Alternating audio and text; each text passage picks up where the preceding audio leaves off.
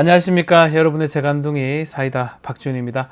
자, 드디어 우리 뉴스토마토 채널 50만 구독자가 달성됐습니다. 아마 오늘 오전 새벽에 무렵에 또 보시는 분들이 또 구독을 해주셔서 달성이 된 걸로 보입니다. 너무너무 감사의 말씀을 드리겠습니다. 자, 저희 50만 구독자분들 또 애청자분들의 또 성원에 힘입어서 더 재밌고 더 유익한 이야기로 여러분들 출근길이나 여러분들 생활에 함께 하도록 하겠습니다.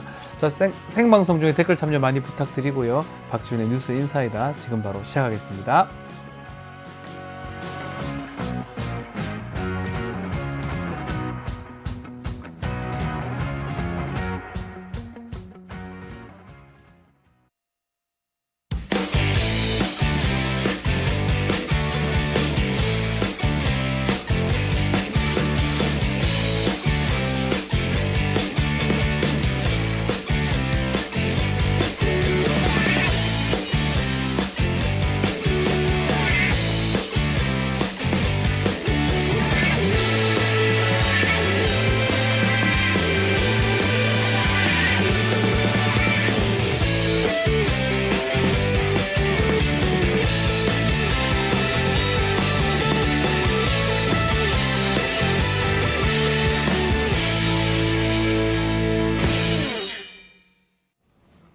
바쁜 아침 오늘 꼭 깔아야 될 뉴스 엄선해서 정리해 드리겠습니다. 듣기만 해도 이해가 쏙 뉴스픽 뉴스토마토 전현주 기자와 함께 합니다. 안녕하십니까? 네, 안녕하세요. 자, 50만 구독자가 달성이 됐습니다. 막 기다리던 분들이 이제 들어온 것 같아요. 네, 저도 이 50만 카운트 되는 순간 되게 기다려왔는데 그 지점을 보지는 못했지만 오늘 아침에 딱 확인하고 굉장히 기쁘더라고요. 예, 새벽에 아마 달성이 된 것 같고 지금 50만 넘어서 50만 119명인가요? 이렇게 구독을 해주셨습니다. 너무너무 감사의 말씀드리고 좀 더 열심히 해서 또 더 알찬 방송 또 전달해 드리도록 알찬 소식 전달해 드리도록 하겠습니다.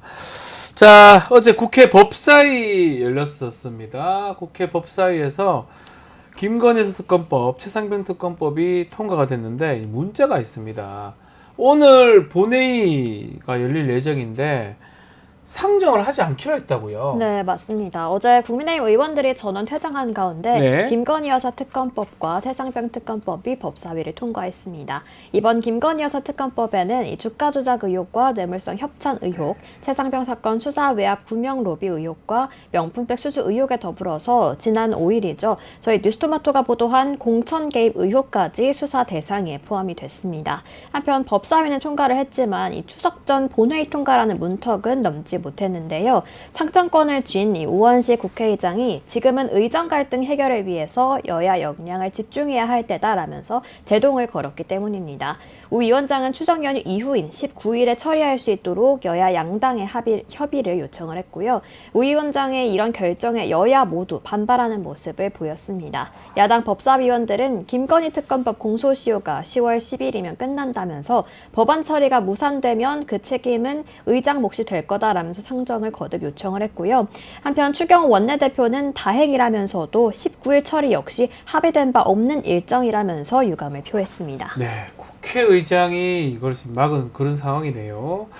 자, 한편 검찰 김건희 여사 명품백 수수 관련해서 그 최재형 목사 수사심의위원회 열리기로 했는데 이거는 좀 미뤘습니다. 결국은 이 사건 자체가 차기 검찰총장인 심우정 검찰총장한테 넘어가는 것 같아요. 네, 맞습니다. 지난 6일 검찰수사심의위원회는 김건희 여사에게 적용된 모든 혐의에 대해서 불기소를 권고를 했습니다.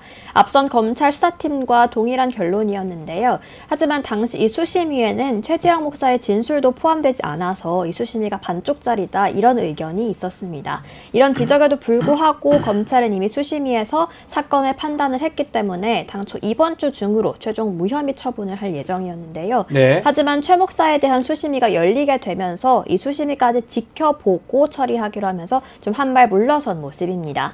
이 최재형 목사에 대한 수심위는 오는 24일 열릴 예정이어서 이번 주 금요일에 퇴임하는 이원석 총장 임기 내에 이 사건이 마무리되지는 못하게 됐습니다. 한편 이 법 앞엔 성역도 특혜도 없다면서 이 전담 수사팀 구성까지 지시하면서 이 사건을 직접 매듭지게 매듭 짓겠다는 의지를 보였던 이원석 총장인데 결국 이원석 총장은 약속을 지키지 못했고 이 사건 마무리와 책임은 후임 총장 몫으로 남게 됐습니다. 자, 검찰 안팎에서는 이 김 여사 처분의 시점을 놓고 이원석 총장하고 수사팀 간에 그 엇갈린 또 의견이 있었다라고 전해지고 있는데 이 내용은 어떤 것입니까? 네, 이 MBC 보도에 따르면 한 네. 비올백 사건 관계자는 수사팀이 김 여사는 따로 분리해서 처분해도 문제가 없다 이렇게 보고를 했지만 이 총장이 거부했다고 들었다 이렇게 말을 했는데요. 즉 수사팀은 앞선 김 여사 수사심의위원회가 이 만장일치로 불기소 의견을 낸 만큼 최재형 목사의 수심의 결론과 상관없이 결론을 내려도 된다 이런 입장이었던 겁니다. 이 수사팀과 달리 이 총장은 최재형 목사 수사심의 결과도 안 보고 김 여사만 먼저 처분했다가는 이 불공정성 시비가 불거질 것을 우려한 것으로 좀 보이는데요. 그러네요. 다만 결국 이 총장은 자신이 지시한 이 진상조사의 결과도 보지 못하고 퇴임할 예정으로서 검찰총장으로서의 모양새는 좀 다소 이상해졌다 많이 이렇게 이상하죠. 보게 됐습니다. 네. 한편 이 수사팀과 이 총장의 갈등 여부에 대한 대검 관계자는 협의 과정이었다면서 이 총장과 수사팀의 갈등으로 비춰지는 걸 다소 경계하는 모습을 보였는데요. 한편 이 최재형 목사 수사심의위원회에 대한 심의위원도 앞선 수심위원은 별개로 새롭게 15명이 꾸려졌습니다. 이번 수심위에서는 특히나 이 김 여사와 혐의가 겹치는 청탁금지법 위반에 대한 결론에 좀 관심이 쏠리고 있습니다. 만약에 청탁이 있었다라고 다시 결론이 난다고 하면 김건희 여사 지금 수심이 또 검찰 불기소까지 모든 게 또 흔들릴 수 있는 상황이기 때문에 가능성이 뭐 높지는 않지만 만약에 그런 권고 결정 또 다시 또 어떻게 판단이 될지 그 부분도 좀 지켜봐야 될 것 같습니다. 자, 한편 김건희 여사의 또 다른 의혹이죠. 도이치모터스 주가 조작 사건, 이것도 중요한데요. 오늘 12일 오늘 2심 선고 결과가 나옵니다. 맞죠? 네, 김건희 여사가 도이치모터스 주가 조작에 연루됐던 의혹이 제기된 지 4년 7개월 네. 만에 지난 7월 검찰은 이 김건희 여사를 피의자 신분으로 조사를 했었는데요. 다만 이 검사들이 경호처 부속 건물로 찾아가고 또 휴대전화를 맡긴 채 조사했다는 사실이 알려지면서 이 황제 조사다, 특혜 조사다 이런 논란이 일었었습니다. 권오수 전 도이치모터스 회장 등 주가 조작 일당들은 재판에 넘겨져서 1심에서 대부분 유죄를 받거나 또 1심 선고를 기다리고 있는 상황인데요. 오늘 권 전 회장 등에 대한 항고심 선고가 예정돼 있습니다. 네. 자, 이 선고가 나오는데 사실은 이 가장 눈에 띄는 것 중에 하나가 주가 조작에 이제 100억 원대 이 돈을 댄 것으로 의심받는 전주라고 알려진 손모 씨인데 만약에 이 손모 씨의 주가 조작 사건의 방조 혐의를 법원에서 인정을 한다면 김건희 여사도 기소할 수밖에 없는 상황이 아닌가 그런 여론이 커질 것 같기도 하거든요. 그래서 매우 중요합니다. 네, 1심에서 법원은 이 손모 씨의 주가 조작 가담 혐의에 대해서 무죄를 선고했었습니다. 예. 그리고 대통령실은 김 여사보다 거래 규모가 큰 손 씨가 무죄라면 3일 매수가 전부인 김 여사의 주가 조작 관여 사실이 인정될 리 없다 이렇게 말을 했었는데요. 그런데 검찰이 항소심 재판 도중에 손 씨에게 방조 혐의를 추가해서 징역 3년을 구형했습니다. 주가 조작 사실을 눈치채 놓고도 주식을 매수함으로써 범행을 도왔다라는 판단인데요. 네. 이 항소심 재판부가 손 씨의 방조 혐의를 인정한다면 이 비슷한 역할을 했다고 의심받는 이 김 여사에 대한 기소 여론은 더욱더 커질 수 있습니다. 또 주가 조작 의혹 시기도 변수로 좀 작용하고 할 것 같은데 1심 법원은 1차 시기는 공소시효가 지났다고 보고 2차 시기 거래만 따져서 판단을 했습니다. 만약 항소심 재판부가 1차 시기도 범죄 기간으로 인정을 하면 김 여사가 받는 의심은 더 커질 수 있는 상황인데요. 네. 또 대통령실은 계좌가 활용당했다고 해서 주가 조작에 가담했다고는 볼 수 없다는 입장이었는데 항소심 판결문에 이 부분에 대한 판단도 들어갈지 계속해서 지켜봐야 될 것 같습니다. 자, 공천 개입 관련된 의혹 저희 뉴스토마토가 보도한 사항이죠. 이것도 계속 논란이 되고 있고 오늘 도이치모터스 항고심 결과 뭐 디올백 사건 등등 김건희 여사 관련된 의혹이나 논란들이 점점점 늘어나고 있고 더 커지고 있는 그런 상황입니다. 그렇지만 김건희 여사 오히려 자맹을 깨고 돌연 계속 행보를 하는 모습들이 포착이 되고 있어요. 네, 김건희 여사는 지난 10일이죠. 예. 세계 자살 예방의 날을 맞아서 생명구조 기관들을 잇따라 찾아서 현장 근무자를 격려했습니다. 이후 용강지구대 대원들과 마포대교를 함께 순찰하기도 했는데요. 그러면서 어떤 점이 추가 개선이 필요할 것 같은지 말하기도 하고 또 문제를 가장 잘 아는 현장 목소리 항상 귀 기울이겠다 이렇게 말을 했습니다. 사실 이 발언 자체만 보면 영부인이 아니라 대통령의 발언처럼 네, 들리기도 하는데요. 김 여사는 지난 여름 휴가 때에도 홀로 부산 전통시장을 찾았고 지난달에는 쪽방촌 봉사활동도 진행을 했습니다. 이번 추석에는 지난 설과 달리 대국민 인사 영상에도 다시 등장할 예정인데요. 이 김 여사의 광폭 행보 시점이 특히나 그 지난주 검찰 수사심의위원회가 불기소 처분을 권고한 뒤라서 좀 면죄부를 받았다고 착각하는 것 아니냐 이런 비판이 나오고 있습니다. 네. 또 조국혁신당은 김 여사가 대통령 놀이를 다시 시작했다 이렇게 비판하기도 했는데요. 대통령실은 제2부속실이 출범하는 대로 김 여사 활동을 지원할 인력을 더 보강할 계획이다 이렇게 밝혔습니다. 자, 국회에서 박지원 의원이 대통령을 향해서 영부남이라고 얘기를 했죠. 그 말도 있었는데 이렇게 논란이 종결된 건 아닌데 뭐 본인이 종결돼서 판단했는지 몰라도 이렇게 행보를 하고 있다. 뭐 옳고 그름을 떠나서 이게 국민들의 눈에는 어떻게 비춰질지 추석을 앞두고 그 부분이 오히려 제 개인적으로 걱정이 되네요. 추석 밥상 민심에 누구 말이 가장 많이 올라갈지 저는 뻔할 것 같기도 한데요. 알겠습니다. 자, 이 이야기도 좀 해보겠습니다. 여야 의정 협의체 구성에 난항을 거듭하는 가운데 이 당정이 이 의료 대란 관련해서 엇박자를 내는 모습을 계속 보이고 있어요. 네, 어제도 저희 뉴스픽에서 다뤘지만 여야의정 협의체 구성은 해결은커녕 오히려 점점 더 엇박자를 내고 있습니다. 네. 한동훈 대표는 어제 경남 양산 부산대병원 현장 점검을 마친 뒤에 많은 의료단체가 참여하지 않아도 추석 전에 여야의정 협의체가 출범해야 한다 이렇게 밝혔는데요. 그러면서 의료단체를 향해서 일단 들어와 보고 수긍하는 결론이 나오기 어렵겠다 싶으면 탈퇴하면 되지 않냐면서 중요한 건 여야 의정이 모여서 신속하게 이 상황을 해결하기 위해서 출발하는 거다 이렇게 말을 했습니다. 또 2025년 의대 증원 백지화 등 의제를 제한하지 않아야 한다는 입장을 또 재차 밝히기도 했는데요. 정부를 설득할 보관에 대해서 묻는 기자의 질문에는 논의하면 될 문제다 이렇게 답했습니다. 네. 다만 대통령실은 여전히 2025년도 증원 문제에 대해서는 불가하다라는 입장을 고수하고 있고 추경호 원내대표도 재차 올해 의대 정원은 현실적으로 재조정하기 어렵다 이렇게 강조하고 있습니다. 자, 좀처럼 해결될 기미가 지금 보이지 않는 상황인데 대통령실 이미 그런 말씀을 한 바가 있습니다. 17개 시도 병원에 이 비서관급들을 보냈다고 하는데요. 근데 뭐 의료하고 관련된 없는 모든 비서관들이 총동원됐다면서요. 네, 대통령실은 지난주부터 전국 17개 시도 34개 병원에 대통령실 비서관 15명을 파견을 했습니다. 대통령실 관계자는 이 현안이 있는 비서실 몇 군데를 빼고는 다 나갔다고 보면 된다 이렇게 말을 했는데요. 즉 보건복지 비서관실뿐만 아니라 의료 분야와 전혀 관련이 없는 비서관들까지도 총동원이 됐다는 겁니다. 일례로 이 광주 기독병원에 찾은 정호성 비서관은 시민사회 수석실에 각종 시민사회 단체와 종교계 등과 소통하는 업무를 맡고 있는데요. 자신들의 전문 분야가 아닌데 비서관들이 투입된다고 해서 이 의료 현장을 제대로 점검할 수 있는지에 대한 지적은 불가피해 보입니다. 또 앞서 이 정부의 군의관 파견 역시도 현장에서는 느끼는 실효성에는 확연한 차이가 있었는데요.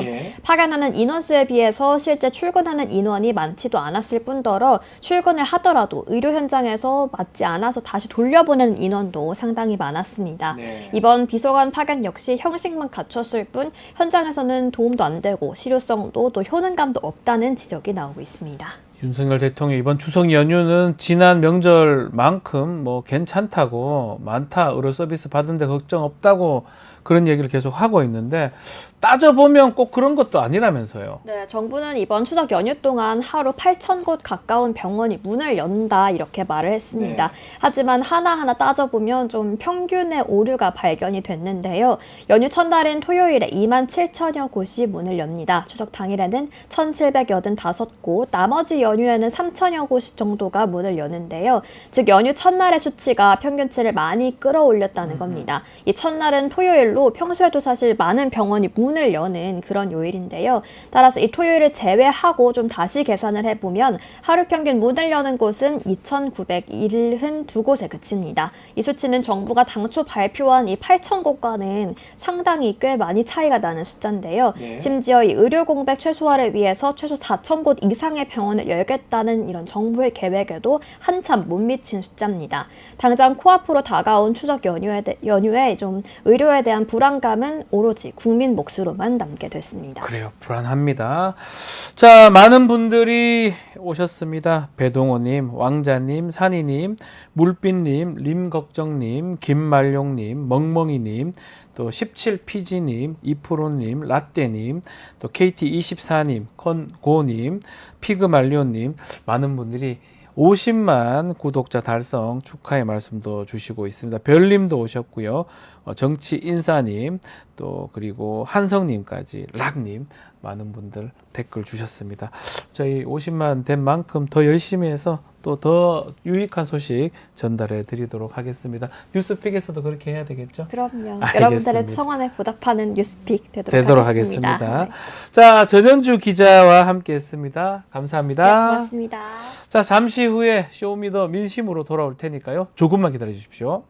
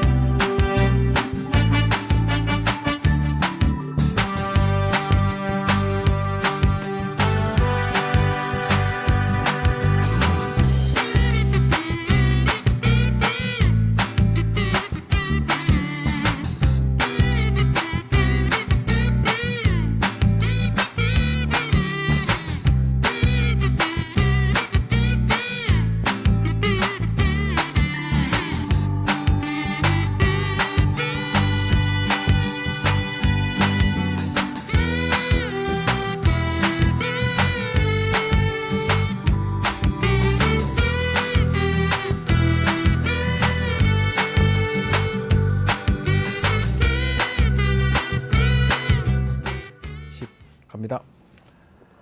한 주간의 민심을 쏙쏙들이 살펴보겠습니다. 쇼미더 민심 시간입니다. 박영식 정치시사 에디터, 김민하 평론가 두 분 나오셨습니다. 안녕하십니까? 반갑습니다. 자, 네. 50만 축하드립니다. 50만 감사합니다. 네, 하루에 매일 토마토만 먹고 있습니다. 네, 저도 토마토 먹었는데 50만 원 주냐고 말씀하셨는 것 같은데. 여기 오는데 자꾸 50만 그러길래 50만 원을 출연료가 주나? 50만 원이냐 이렇게 그렇지 않나요? 예. 예. 50만 원을 벌려면은 10번 정도 출연해야 되나요? 뭐 어떻게? 아니요, 그만큼 출연할 필요는 없는데, 그 괜히 그 얘기는 하실 필요 없습니다. 일단은 50만이라는 숫자, 매우 중요한 숫자니까요.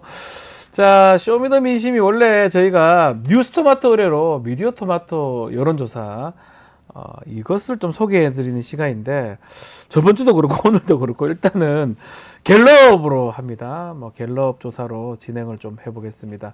자, 박영식 에디터가 좀 개요 좀 소개 좀 해주십시오. 예, 지난 6일에 발표된 조사고 3일에서 5일에 1,001명을 대상으로 조사했고 네. 95% 신뢰 수준의 표본 오차 플러스 마이너스 3.1%포인트입니다. 무작위로 추출된 무선전화 가상번호에 조사원 인터뷰 방식으로 진행됐고 응답률은 11.1%였습니다. 예, 지난주 한국 갤럽입니다. 갤럽은 매주 금요일마다 결과가 나오지요. 자, 국정운영 평가, 이게 가장 또 중요한 항목 중에 하나인데 대통령의 국정운영 평가 어떻게 나왔습니까? 박영치 에디터. 네, 질문을 윤석열 대통령이 대통령으로서의 직무를 잘 수행하고 있다고 보십니까? 잘못 수행하고 있다고 보십니까? 이제 긍부정 질문이었습니다. 네. 국정운영 평가에 대해서는 잘못하고 있다가 67%였고요. 잘하고 있다가 23%, 모름, 응답 거절의 비율이 6%로 나왔고요. 어느 쪽도 아니라도 물론 4% 있었습니다. 이 조사에서 보수, 중도, 진보라고 자신을 성향별로 응답한 비율을 보니까요. 이 보수가 256명이었고 중도가 325명, 진보가 282명. 내 성향 모르겠다. 아니면 응답을 하지 않겠다라고 하신 분들이 138명이었고 아하. 다른 조사의 흐름도 지난주 거를 좀 소개를 해드리면 네. 지난주 갤럽의 포인트는 물론 긍정 지지율이 23%로 이제 내려와 있다는 것이고 그리고 조원 70대 지지도가요. 이날 그 갤럽 조사가 47대 45 그러니까 부정이 긍정을 넘어섰습니다. 그러니까 이제 유일한 70대에서도 붕괴가 됐다라는 점이 갤럽 조사의 포인트였고 예. 마찬가지로 해당 주간의 조원 CNI 조사에서도 70대가 붕괴되는 결과가 나왔었고요. 한길 리서치도 함께 소개를 해드리면 이쪽에서도 긍정평가가 27.7, 부정평가가 67.1이었는데 여기는 70대 붕괴는 없었습니다만 네. 중요한 건 여기에서 60대와 70%의 지지율 하락이 두 자릿수 포인트였습니다. 어휴, 굉장히 많이 그래요? 빠졌거든요. 그래요? 60대가 12.6%, 이전 주 대비니까 2주 전에 보다 지난주 조사가 12.6%포인트 하락했고 70대 이상은 10.2%포인트가 하락해서요. 60, 70대가 이제 흔들리고 있다. 아하. 이렇게 전반적인 조사 결과를 좀 비교해서 보면 좋을 것 같습니다. 갤럽 기준으로 지난주 또 지지난주가 23 같습니다. 이번 주는 어떻게 나올지 좀 지켜봐야 될 것 같은데 이 문제가 지금 박영식 잠깐 말씀을 하셨는데 70대 뭐 대구 경북 이게 국민의힘의 지지층이고 또 대통령을 긍정적으로 생각하는 분들이 많은 곳인데 문제는 국민의힘 지지층 중에 57% 정도만 대통령의 국정운영에 긍정평가를 또 하고 있거든요. 많이 떨어져 있잖아요. 지지층들은 상당히 많이 또 긍정해야 되는데 너무 낮아요. 사실 보면 57%밖에 안 됩니다. 그렇죠. 그러니까 이 대통령의 사실 국정수행 지지율도 그렇고 예. 이런 것들을 종합적으로 보면은 지난주에 말씀드린 조건이 그대로 이번 주에 유지가 됐다 이렇게 말씀드릴 수가 있는데 예. 첫 번째로는 지지층의 균열이 일어난 것이다. 지지층의 균열이다. 그렇죠. 이거는. 네. 그건 예를 들면 지금 한동훈 국민의힘 대표하고 윤석열 대통령하고 어떤 거리감이라든가 이런 게 계속 유지가 되잖아요. 네. 그런 상황에 영향을 미쳤기 때문에 이런 일이 일어난다고 첫 번째로 말씀드리고 두 번째는 아까 이제 고령층의 여론 변화 이런 거 말씀하셨지만 그렇죠. 60대, 70대. 그렇죠. 지금 의료대란의 영향이라는 게 피부로 느껴지기 때문에 그래서 이제 가령 영남 지역에서 예. 그리고 또 고령층에서 예. 즉 국민의힘의 핵심 지지층이어야 될 유권자층에서 일부 이제 이반이 일어나고 있는 거다. 이렇게 두 가지를 보셔야 되고 지금 이번 주에 그러면 이런 상황이 좀 개선이 돼서 다음 주로 넘어가서 뭐 이렇게 그러니까 추석을 관통해가지고 예. 다음 주로 넘어가서 그 다음 주까지 쭉 가서 그러면 뭐 안정화될 거냐를 쭉 봐야 될 것인데 예, 좀 그러니까 중요하죠, 그게. 이게 긍정으로 좀 돌아설 것이냐 이런 것들을 봐야 될 것인데 이번 주에 일어난 사건들을 보면은 그렇지도 않을 것 같아서 지금 뭐 네. 냉정하게 말하면 그렇지는 않습니다. 그렇죠. 전혀 상당히 그렇지 좀 않습니다. 어려운 국면이다. 전혀 그렇지 그렇죠. 않습니다. 네, 아까 제가 숫자로 소개해드렸습니다만 네. 1,001명 조사에서 여론조사 응답을 받았는데 네. 보수가 256명이었잖아요. 네. 근데 주요 지지정당을 물어보면 국민의힘이 308명입니다. 그러니까 보수라고 밝힌 분들보다 많거든요. 그러니까요. 그러니까 256명을 제외한 나머지 분들의 정치 성향은 그러니까 국민의힘 지지층을 빼면 중도이거나 나도 내가 이념은 모르겠지만 응답하지 않겠다라고 한 비율을 넣어야 되겠죠. 네. 그러니까 이제 이런 분들은 코어가 아니기 때문에 방금 김민하 평론가께서 말씀해 주신 뭐 이번 주의 상황까지 감안을 해본다면 추석을 관통하고 지지층의 균열이 더 일어나게 된다면 아까 말씀드린 지지층뿐만 아니라 이 국민의힘 지지층이라고 말씀하신 분들 중에서도 코어가 아닌 분들은 금방 이탈할 수가 있기 때문에 이탈할 수가 지지층의 있으니까. 이완이 일어나면서 동시에 이제 이탈이 가속화되면 글쎄요 국정 지지도의 그 방향이 어떻게 될지는 좀 지켜봐야 될 것 같습니다. 지금 계속 보는 거 두 분도 짚어주셨지만 부정적으로 평가하는 요인 중에 하나가 의대 정원, 그 의료 대란 그 부분으로 보입니다. 그게 매우 큰 요인으로 보이는데 만약에 대통령이 이제 얼마 남지는 않았지만 이 의료 관련해서 뭔가 입장을 좀 변경을 시키거나 뭐가 바뀐다면 지지율 반등의 계기가 될 수 있을까요? 그게 가능하다면 일부 지지층이 뭐 일부 결집을 하거나 뭐 이런 효과는 있을 것 같아요. 왜냐하면은 지금 대통령 입장을 바꾼다라는 거는 그러니까 두 가지 효과를 불러오게 되는데 첫 번째는 정책적인 측면에서 어쨌든 의료 대란이 뭔가 이제는 해결이 되겠구나라고 하는 해결이 되지는 않는다고 저는 보는데 어쨌든 믿음이라도 생기는 신뢰감이 그렇죠. 생기는 거잖아요. 제가 말씀드리는 거는 보수층 내에서 그 안에서 보수층 내에서 어쨌든 대통령이 이게 지금 뭐 고집을 좀 꺾은 거 아니냐 이런 느낌을 받으면서 그러면 앞으로 조금 상황 개선을 기대해 볼 수 있지 않을까 이런 기대감이 생길 겁니다. 그런 점에서 이제 어느 정도의 개선 여론상의 개선이 있을 수가 있고 또 하나는 이렇게 입장을 바꿈으로써 뭔가 한동훈 대표하고 뭔가 입장차가 좀 좁혀진다. 뭔가 관계 개선을 기대해 볼 수 있지 않느냐. 이런 기대감도 같이 불러일으킬 수가 있어요. 왜냐하면 이번 주 상황 말씀드렸는데 이 의료 대란 문제를 놓고 한동훈 대표가 아무튼 간에 뭐 이 여야 의정 협의체나 이런 걸 얘기를 하면서 뭐 이 속내는 여러 가지가 있겠습니다만은 어쨌든 윤석열 대통령이 그동안 주장이 온거하고 뭔가 다른 결의 어떤 움직임을 보이는 것처럼 지금 연출을 하고 있는 거 아니겠습니까?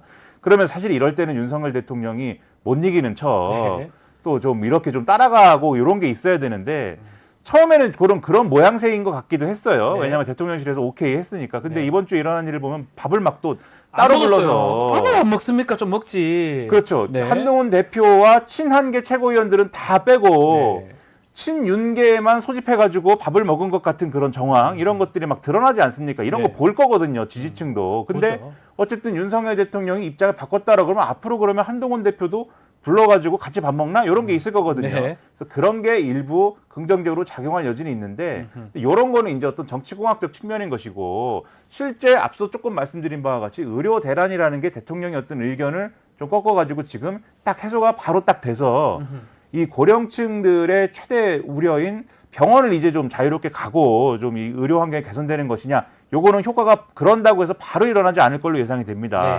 그러면 그 부분에 있어서는 불만이 장기적으로는 완전히 해소가 되지 않을 가능성이 지금 큰 상황이다 이렇게 봐야 되는 거죠. 오히려 지금 상황을 더 추석으로 가면 더 안 좋아질 가능성도 있고 만약에 안 좋아지는 게 피부로 느껴진다면 지금 계속 말하다시피 70대 그 국민의힘 지지층들이 가장 피해를 본다고 느끼는 것 같거든요. 그러면 추석을 지나면서 다음 여론조사는 더 떨어져 있을 가능성도 배제할 수 없을까? 저는 뭐 그럴 가능성이 매우 높다고 보고 뭐 물론 지금 저희가 아까 그래프로 보여드렸던 거는 국정운영 부정 평가를 하신 분들의 그 비율 중에 어떤 응답이 상위를 차지하느냐에 대한 응답을 보여드린 건데 의대 정원 확대가 17%고 경제 민생 물개가 14%입니다. 근데 이거를 이제 긍정 지지하시는 분들을 보면은 대통령의 뚝심이나 철학이 계속해서 발현되고 있다라고 평가하시면서 의대 정원 확대 잘한다고 보시고 계시거든요. 근데 이거는 바꿔 얘기하면은 경제 민생 물가는 먹고 사는 문제고요. 그 의대 정원 확대의 문제는 죽고 사는 문제입니다. 죽고 사는 문제이다. 이 죽고 사는 문제의 경우에는 실제 그 자신의 생명 내지는 가족들의 생명 이게 이제 위태롭다라는 그걸 체감을 하게 되면 바뀔 가능성이 매우 높은 응답이거든요. 그래서 긍정이라고 대답하신 분들 중에는 지지층이라고 하더라도 김민하 평론가님 말씀 주신 것처럼 언제든 바뀔 수 있다. 그리고 이걸 이제 대처하는 대통령의 그 현실 인식에 대한 문제가 있는데 물론 추석 연휴 지나고 나서 한동훈 대표를 만나서 뭐 친한계의 어떤 의원들이나 최고위원들 불러다가 식사를 한다는 게 정치적 아량을 베푸는 것처럼 보일 수 있겠습니다만 아직 시기가 특정이 안 됐죠. 그러니까 추석 연휴에 만나긴 할 것처럼 얘기했는데 언제 만난다는 게 확정이 안 됐으면 그것 좀 지켜봐야 될 것 같고요. 더불어서 최근에 만났던 그 번개 술자리 있지 않습니까? 지난 주말에 있었던 9월 8일인데 그게요. 거기 들어갔던 사람 중에 인요한 의원이 있습니다. 인요한 최고위원이 있는데 이분이 그 의료개혁특위위원장인데 문자 파동 사태가 있었잖아요. 문자 때문에 본인이 또 당사자가 돼버렸어요. 이거는 저는 굉장히 심각한 문제라고 봐요. 논란의 중심에 서버렸어요. 아니 이제 이분이 이런 엄청난 실수를 했다고 전 정치적인 실수를 했다고 보는데 실수인가요 이게? 와. 뭐 이제 어쨌든 어쨌든 취재진으로부터 포착이 된 거니까 그 자중해야 될 시기에 심지어 대통령과 그런 자리를 가졌다. 그리고 대통령도 그분을 스스럼 없이 불렀다라는 것은 이 의대 정원 확대 문제를 어떻게 대처하고 현재 이 시기를 어떻게 바라보고 있느냐에 대한 문제이잖아요. 그렇죠. 그러니까 이거는 또 지지층이 또 얼마든지 빠질 수 있는 문제여서 추석 연휴 이후 아무튼 주목됩니다. 어떻게 추석 연휴 이후에 대통령 지지율 추이 예상 좀 해볼 수 있습니까? 오를 일은 확실히 없는 것이고 오를 일 없다. 추가적으로 아하. 빠지느냐인 그 것인데 부분이죠. 예, 그 부분이죠. 일부 빠질 가능성이 있고 아. 안 빠진다면은 예. 뭐 빠질 만큼 다 빠져서 아하. 더 빠질 게 없다 이렇게 볼 수 있는 측면도 있고 한 건데 이래저래 그렇게 해석이 되네요. 예. 그렇죠. 그런데 추석 때 광경을 좀 어떤 광경일지를 생각을 해보셔야 돼요. 그거 한번 이게 생각해 보시죠. 보통 예. 최근에 명절이라고 하면은 모여서 정치 얘기 잘 안 한다 이렇게들 이제 많이 생각하시지 않습니까? 요즘은 안 할 것 같다고 얘기를 하긴 하거든. 하면 싸우고 그렇죠. 나니까. 그렇죠. 요즘 너무 양극화돼 있어가지고 네. 사실 얘기를 꺼내기 쉽지 않아요. 그런데 네. 이 모여서 반드시 이번에는 예. 반드시 그 얘기를 합니다. 병원에 못 간 얘기를 반드시 의료 합니다. 얘기는 할 것 같아요. 그렇죠. 예. 병원에 못 간 얘기를 고령층이 반드시 하거나 또는 꼭 이제 좀 이제 어르신들이 안 하시더라도 그 이제 자식이나 이런 자식 되시는 합니다. 분들이나 이런 분들이 모시고 못 갔다 이런 얘기를 꼭 하게 돼요. 하게 돼요. 그러면은 그런 얘기를 하면은 그렇게 모여 있는 자리에서는 상대적으로 중장년층이나 젊은층 같은 경우에는 이 대통령을 미워하지 않습니까? 네. 그러면은 그러게 왜 윤석열 대통령은 말이야 이렇게 해서 얘기 나오게 돼요. 그렇죠. 그러면 여기서 그 얘기를 듣는 이제 윤석열 대통령을 지지하는 지금 23%에 들어가는 이런 분들 같은 경우에 방어할 논리가 있어야 되는데 지금 방어할 논리가 별로 없고 유일하게 지금 할 수 있는 얘기가 예. 그래도 여야 의정 협의체 한다잖아. 좀 예. 지켜보지. 한동훈 대표가 나섰잖아. 요걸로 예. 이제 넘어가야 되는 그게 거거든요. 다예요. 예. 요걸로 방어해야 되는 건데 그래서 이게 요런 얘기 하게 되면은 사람이 그 전까지는 그래도 윤석열 대통령 그래도 뭐 지금 힘들지만 믿어보자 이렇게 마음 먹었던 사람들도 모인 사람들이 다 그 대통령 비판하고 그러면은 약간 원망 생깁니다. 네. 아유 왜 그러게 대통령은 그렇게 해가지고 2,000명 얘기 왜 해가지고 말이야 이 마음 생기기 그걸 때문에 나오겠죠. 여러분 이제 추가적인 하락이 있을 수도 있는 건데 저는 역으로 생각하면 사실 대통령실이 왜 여야 의정 협의체를 한동훈 대표가 물론 애초에 얘기한 건 민주당입니다만 네. 한동훈 대표가 왜 이걸 수용한다고 했을 때 그렇게 해라라고 했을까에 대해서 왜냐하면 지금 아까 말씀하신 번개에 대해서도 그런 식으로 이제 친윤계만 소집할 정도로 별로 한동훈 대표랑 개선할 의지가 없어 보이는데 왜 그렇게 했을까를 생각을 해보면 추석이 있기 때문에 지금 말씀드린 23%의 방어 논리는 있어야 되기 때문에 일단 요걸로 넘어가자라는 의도가 같이 있었던 거 아니냐. 23%라도 잡자. 그렇죠. 그 사람들에게 할 말을 좀 줘야 된다. 이런 의도를 일단 추석을 넘기고자 하는 의도가 있어 보여서 네. 요 의도가 관철되면 23% 유지하고 일단 추석 넘기는 것이고 요 의도마저도 관철되지 않으면 23% 밑으로 빠지는 것이다. 네. 이렇게 봐야 되는 겁니다. 입장 변화가 얼마나 있는지를 봐야 되는데 네. 지금 여야 의정 협의체에서 입장 변화가 없는 쪽이 정부하고요. 그렇죠. 의사 쪽에서는 약간의 그 단체별로 입장이 다르기 때문에 약간의 변화가 있어 보이지만 네. 가장 변화가 없는 쪽은 사실 정부거든요. 정부 쪽 관계자 나온 멘트들만 보더라도 사실상 뭐 이 선결 조건 자체가 하지 않겠다라는 선언과 거의 다름이 없는 그런 네. 상황이라 지금 김이나 평론가께서 말씀 주신 대로 이건 이제 그 시간 벌기용 내지는 신경을 쓰고 있다라는 어떤 신용으로도 저도 받아들이고 있고요. 더불어서 지금 특히 어제 같은 경우에는 사망률에 대한 그 어떤 의견 대립이 있었는데 더불어민주당 김윤 의원은 사망률이 높아졌다. 그러니까 네. 응급실 사망률이 높아졌다로 얘기하는데 정부 쪽에서는 적극적으로 반박하면서 아하. 아니다. 사망수는 오히려 줄었다. 경증 비응급 국민들이 안 가서 그렇다. 이제 이런 식의 태도를 보이고 있는 거거든요. 네. 근데 이러다 보니까 지금 추석 연휴를 관통하는 이 시기를 어떻게 버틸 것인지에 대한 고민이 있었던 거라고 저도 보고요. 마찬가지로 이게 어느 정도 유효해서 아마 그 상당 부분 지지율 방어에는 역할을 할 수 있겠다. 그 이런 정도. 생각이 좀 듭니다. 자, 그리고 시사인이 갤럽에 의뢰한 조사 중에 요거 한번 짧게 한번 다뤄보죠. 현직 역대 대통령 신뢰도 조사도 했는데 좀 흥미로운 결과가 나왔습니다. 자, 최저치를 기록했습니다. 예, 이거 말씀 2024년 좀 해주십시오. 시사인에서 이명박, 박근혜, 문재인, 윤석열 신뢰도 조사를 했습니다. 네. 대통령 신뢰도 전혀 신뢰하지 않는다가 0점이고요. 네. 매우 신뢰한다가 10점으로 해가지고 통계를 낸 것인데 시사인의 신뢰도 조사 결과 윤석열 대통령 신뢰도가 10점 만점에 보시는 것처럼 2.8이 2024년이 2.82점이라서 역대 현직 대통령 최저치를 기록하고 있는데 MB 말도 3.95네요. 예. 근데 이미 임기 시작할 때요. 2022년 3.62점으로 역대 현직 대통령 신뢰도 최저치를 기록했고요. 예. 2023년에는 3.63으로 0.01 올랐다가 예. 2024년 조사에서는 2.82점으로 다시 한번 이제 최저치를 갱신한 게 됐고 보시는 것처럼 박근혜 박근혜 전 대통령과 문재인 전 대통령을 집권 3년 차가 되도록 윤석열 대통령은 한 번도 넘지 못하는 것이 됐고 방금 이제 박지훈 변호사께서 말씀 주신 대로 이명박 임기 말기 2012년 3.95보다 그 어느 때보다도 높지 않았다. 윤석열 대통령의 집권 기간에. 시작도 그렇게 신뢰도가 높지 않았지만 특히 올해 들어오면서 급전직한 느낌이 듭니다. 3.6에서 그나마 낮았던데 더 낮아졌던 것 같아요. 신뢰도. 국민들이 바라보는 대통령에 대한 어떤 믿음, 신뢰도는 최저 같아요. 대통령에 대한 신뢰를 강화할 만한 사건이 없잖아요. 그러니까 예, 없죠. 이게 없어요. 예. 그렇죠. 가면 갈수록 원래 없어요. 권력의 속성이 그런 건데 처음에 이제 허니문이 있을 때 네. 어쨌든 이 반대한 국민들이 많았어도 대통령이 선출이 됐을 때 그래도 뭐 지도자가 선출이 됐으니까 잘 하겠지. 네. 이때가 사실은 가장 신뢰를 많이 받을 수 있는 시점인 것이고 네. 그 이후에는 계속 신뢰도라는 건 내려가기 마련이거든요. 근데 이 정권 같은 경우에는 애초에 윤석열 대통령이 소위 말하는 보수층의 적자가 아닙니다. 그렇죠? 네. 민주당에서 온 거잖아요. 아, 그건 뭐, 아닌가요?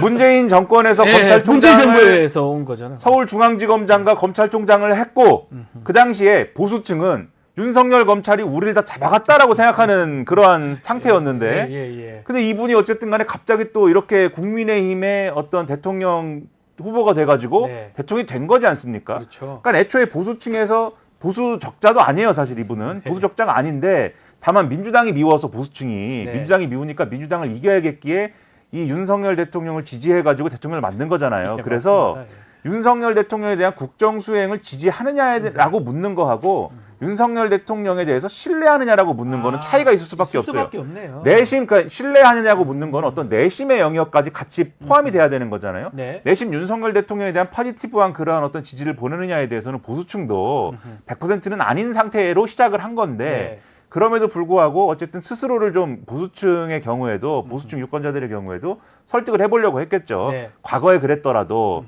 그리고 어쨌든 박근혜 전 대통령의 경우는 잘못한 게 맞으니 어쨌든 이런 부분은 어쨌든 뭐 해소를 하고 가자 이런 마음을 가졌겠지만 이 해를 거듭하면서 윤석열 대통령의 소위 말하는 공정과 상식이나 이런 것들이 들어맞지 않는 사례가 계속 나타나지 않습니까? 나오니까. 김건희 여사 문제 대표적이고요.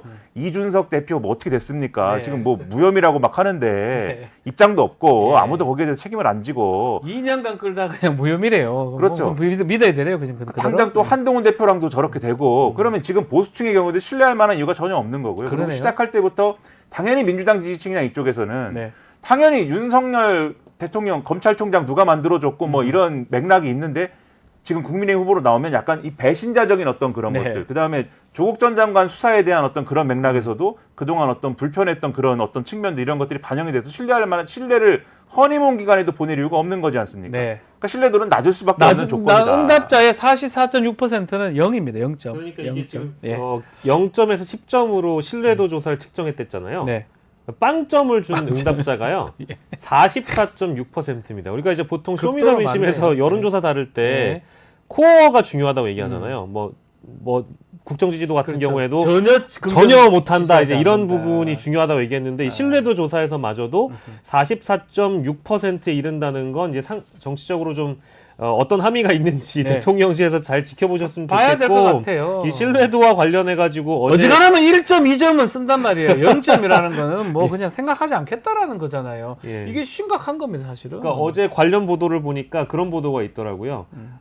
신뢰도, 그러니까 리더가 신뢰를 잃는 이유에 대해서 어떤 분이 칼럼을 쓰신 내용 중에 네. 그 중에 몇 가지만 골랐는데 한번 들어보시면 잘 들어맞는지 한번 들어보십시오. 거짓말, 리더가 신뢰를 잃는 이유입니다.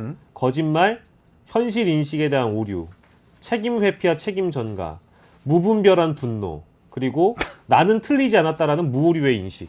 뭐 딱 맞아 떨어지는 것 같은데. 그렇다고 합니다. 알겠습니다. 이거 뭐 참고하십시오, 그냥. 가면 갈수록 사실 이게 어려워질 수밖에 없는 네. 게 특히 사실 보수층에서도 가장 못 믿겠다라고 하는 측면 중에 가장 큰 게 제가 볼 때는 김건희 여사 문제라고 봐요. 그렇죠. 그러니까 대통령이 어떤 결정을 했을 때 그리고 용산에서 잘 이 정치적으로 이해가 안 되는 그런 어떤 주장이나 행보가 나왔을 때 초반에는 보수층이 김건희 여사 얘기나 이런 거 하면 에이 그랬겠어 너무하잖아 괴담 유포하지 마 이랬는데 지금은 네. 김건희 여사가 했나 이런 분위기란 말이에요. 그러다 바뀌었어요. 보니까 보수층도. 예. 오늘 제가 신문을 보는데 네. 조선일보라는 신문이 있습니다. 네. 그런 신문이 보수 있죠. 신문이죠. 네. 예. 거기 이제 양상훈 칼럼이라고 있어요. 예. 양상훈 씨가 이제 그 주필이지 않습니까? 예. 재밌는 내용 썼더라고요. 예, 칼럼을 썼는데 김건희 여사한테 막 부탁을 해요. 예. 제발 좀. 예, 제발 이준석, 한동훈하고 화해를 시켜줘라 윤석열 대통령을. 근데 그 칼럼이 예. 무슨 얘기냐면 예. 이준석 대표하고 왜 틀어졌냐? 이준석 의원하고 윤석열 대통령 왜 틀어졌냐? 김건희 여사 때문 아닐까라고 나는 의심을 하고 한동훈 대표하고 왜 틀어졌냐? 그건 거의 김건희 여사 때문에 틀어진 거 아니냐? 나와 있죠, 어느 정도. 근데 윤석열 대통령은 계속 어쨌든 이 김건희 여사 문제로 이렇게 틀어지면은 복구가 안 되지 않냐 관계가. 네. 그러면 지금 그 관계를 복구시켜줄 수 있는 유일한 사람은 김건희 여사 아니냐? 좀 말씀 좀 해주십시오. 예. 내용이 이겁니다. 아유, 이거를 충격적이네. 우리나라 1등 신문에 주필이라는 사람이 칼럼으로 써서 쓸 정도면 예. 김건희 여사의 존재에 대한 인식이 지금 보수층도 어떤지가 지금 나오는 거거든요. 견적 그러니까요. 나오는 거거든요. 네. 신뢰는 높을 수가 없는 거예요. 그러면 이거는. 0점이 나오는 게 이유가 있다. 사실은 이렇게. 그 양상훈 칼럼 말고도 이번에 뭐 아시겠습니다만 그 조선일보의 김대중 씨도 김대중 칼럼니스트도 제목이 내조였어요. 이게 9월 10일자로 올라온 그 조간에 올라온 칼럼이었는데 이 내용도 사실은 오늘 양상훈 칼럼 내용과 뭐 사실 같은 대동소이한 내용이죠. 것 같아서 김건희 여사라면 과연 어떻게 내조를 했을까? 윤석열 대통령에게 무엇을 해야 될까? 이제 이런 것들을 주문하는 목소리가 보수 성향 신문에서부터 계속 뭐 나오고 있는데 뭐 저희가 뭐 늘 한 얘기 있지 않습니까? 네. 그 제발 보수 성향 언론이라도 좀 보셨으면 저거라도 좋겠어요. 봐라. 네. 알겠습니다. 또 조사 중에 의대 정원 내용 요거 확인한 조사가 있었습니다. 의과대학이 기존에 3,000명입니다. 지금 내년부터는 4,500명인데 요거 질문도 있었어요. 의대 정원 확대하는 게 네. 잘한 건지 잘못된 것인지 요거는 결과는 어떻게 나왔습니까? 네, 이번 갤럽 조사에서 나온 의대 정원 확대와 관련된 질문에서는 잘된 일이다가 56%가 나왔고요. 잘못된 일이다가 34%, 네. 모름 응답 거절이 10%로 확인이 됐습니다. 이게 보면 그 전주 조사 6월 달에 조사했던 게 있는데 그때는 잘된 일이라고 많이 봤던 것 같은데 비율이 좀 줄었습니다. 이거 어떻게 봐야 됩니까? 일단 기본적으로 네. 의대 정원을 늘리는 것 자체에 대해서 그럼 국민들이 지금 반대하는 거냐? 요거는 좀 다른 것 같아요. 그렇죠. 예. 그렇지는 않은 거예요. 예, 기본적으로 예, 그런 예. 생각들은 있는 겁니다. 의사 수는 부족한 것 같다 실제로. 앞으로의 미래를 위해서도 고령화 사회가 될 테니까 네. 의사는 좀 늘어야 되는 거 아니냐 이런 인식들은 다 있고 네. 그러면 정부와 정치권이 이 문제를 현명하게 의사 집단들하고 잘 소통을 해가지고 풀어야 되는 거고 의사 집단도 이렇게 계속 과거부터 쭉 이어오는 이런 기득권적인 어떤 그러한 행태를 좀 취하지 말고 이번에는 좀 협조를 해가지고 잘 풀었으면 좋지 않을까라는 생각은 갖고 있는데 네.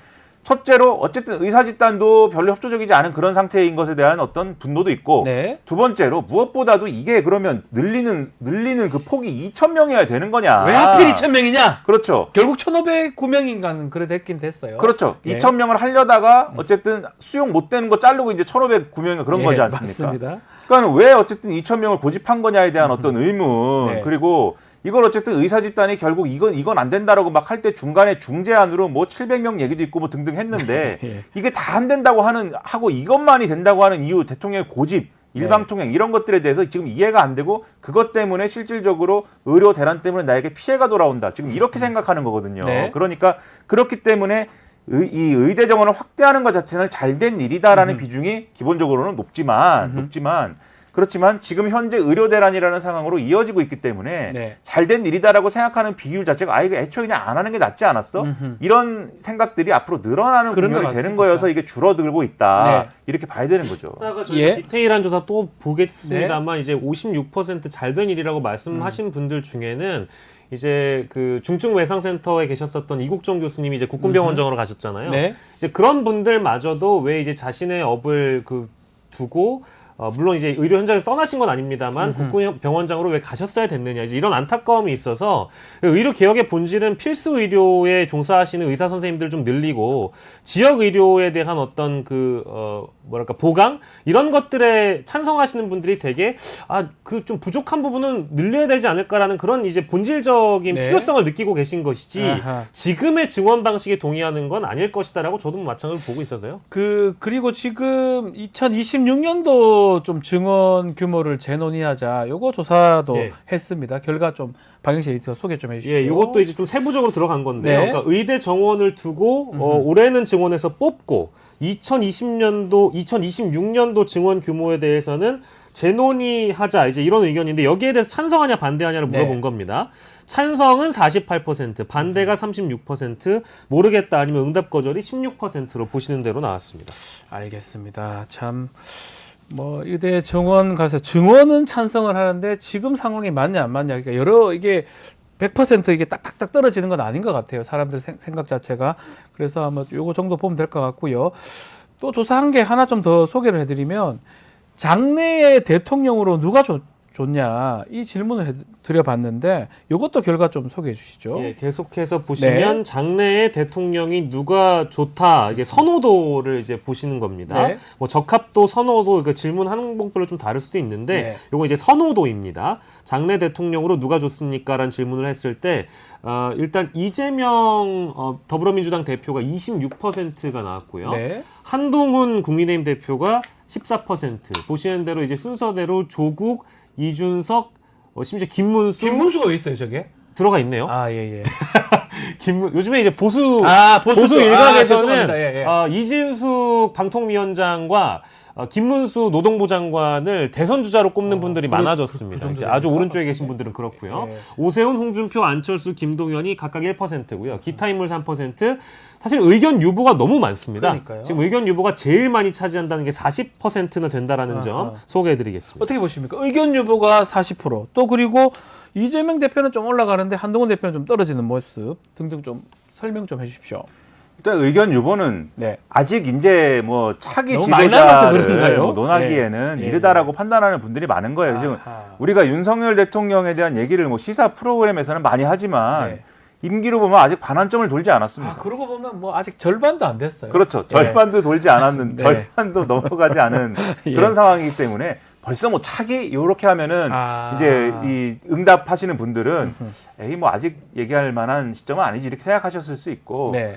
그 다음에 지금 이제 뭐 지금 요 이름들 쭉 나온 거 답을 한 거에 대해서 뭐 이재명, 한동훈, 조국, 이준석 쭉 나온 네. 것은 아마 본인들이 이제 이름을 직접 언급하는 형태였을 건데 주관식이었을 건데 아마 요렇게 언급이 된 거는 이분들의 이제 강한 어떤 그 지지 성향을 가진 분들이 많이 언급을 했을 것이니까 네. 그런 정도의 비중이 있는 것이다라고 보면 되겠고요. 그 다음에 이게 이런 게 있어요. 지금 이재명 대표도 그렇고 한동훈 대표도 그렇고 진영의 어떤 지도자로서의 위상을 갖고 있는 거잖아요. 지금 상황에서는. 네. 그런데 요 정도 수치가 나왔다라는 거는 진영의 결집도나 이런 것들이 보면은 보수층이 상당히 떨어져 있다는 거를 14%밖에 안 된다. 그렇죠. 보여주는 거고 여기에 지금 소위 말하는 범민주당 지지층이 선호할 만한 지금 주자들하고 네. 범보수층이 선호할 만한 이 주자들이 같이 묶여있지 같이 다 들어가 있지 않습니까? 다 들어가 있어요. 여기서 중요한 거는 각각의 개별적인 인사들에 대한 지지율도 중요하지만 합쳐볼 필요가 있어요. 그러니까 뭐 김문수, 오세훈, 홍준표, 안철수 다 합쳐봐야 된다. 다 이준석. 합치면은 예. 지금 소위 말하는 범민주당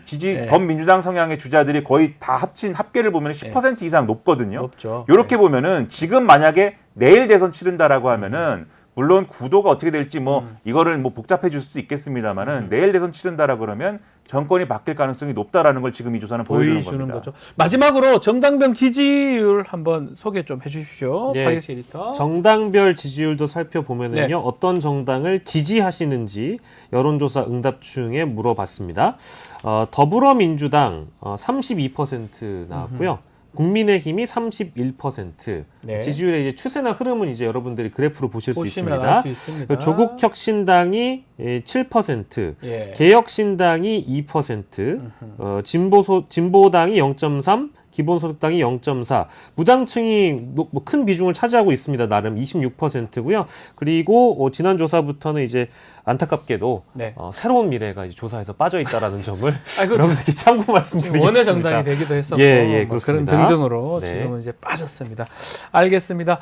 저 두 분은 명절 마치고 예. 명절 연휴 남으실 것 같은데 그 후에 다시 뵙도록 하겠습니다. 아이도 명절 후에 목요일 날 하니까요. 기분이 안 좋으신 것 같아요. 얼굴이. 아니요, 뭐 명절 좋습니다. 네. 명절이다. 즐겁게 보내고 아유 묵직하면 제 마음이 명절이다 하고 명절이다. 네, 알겠습니다. 두 분 말씀 여기까지 듣겠습니다. 김민아, 박영식 에디터와 함께했습니다. 감사합니다. 고맙습니다.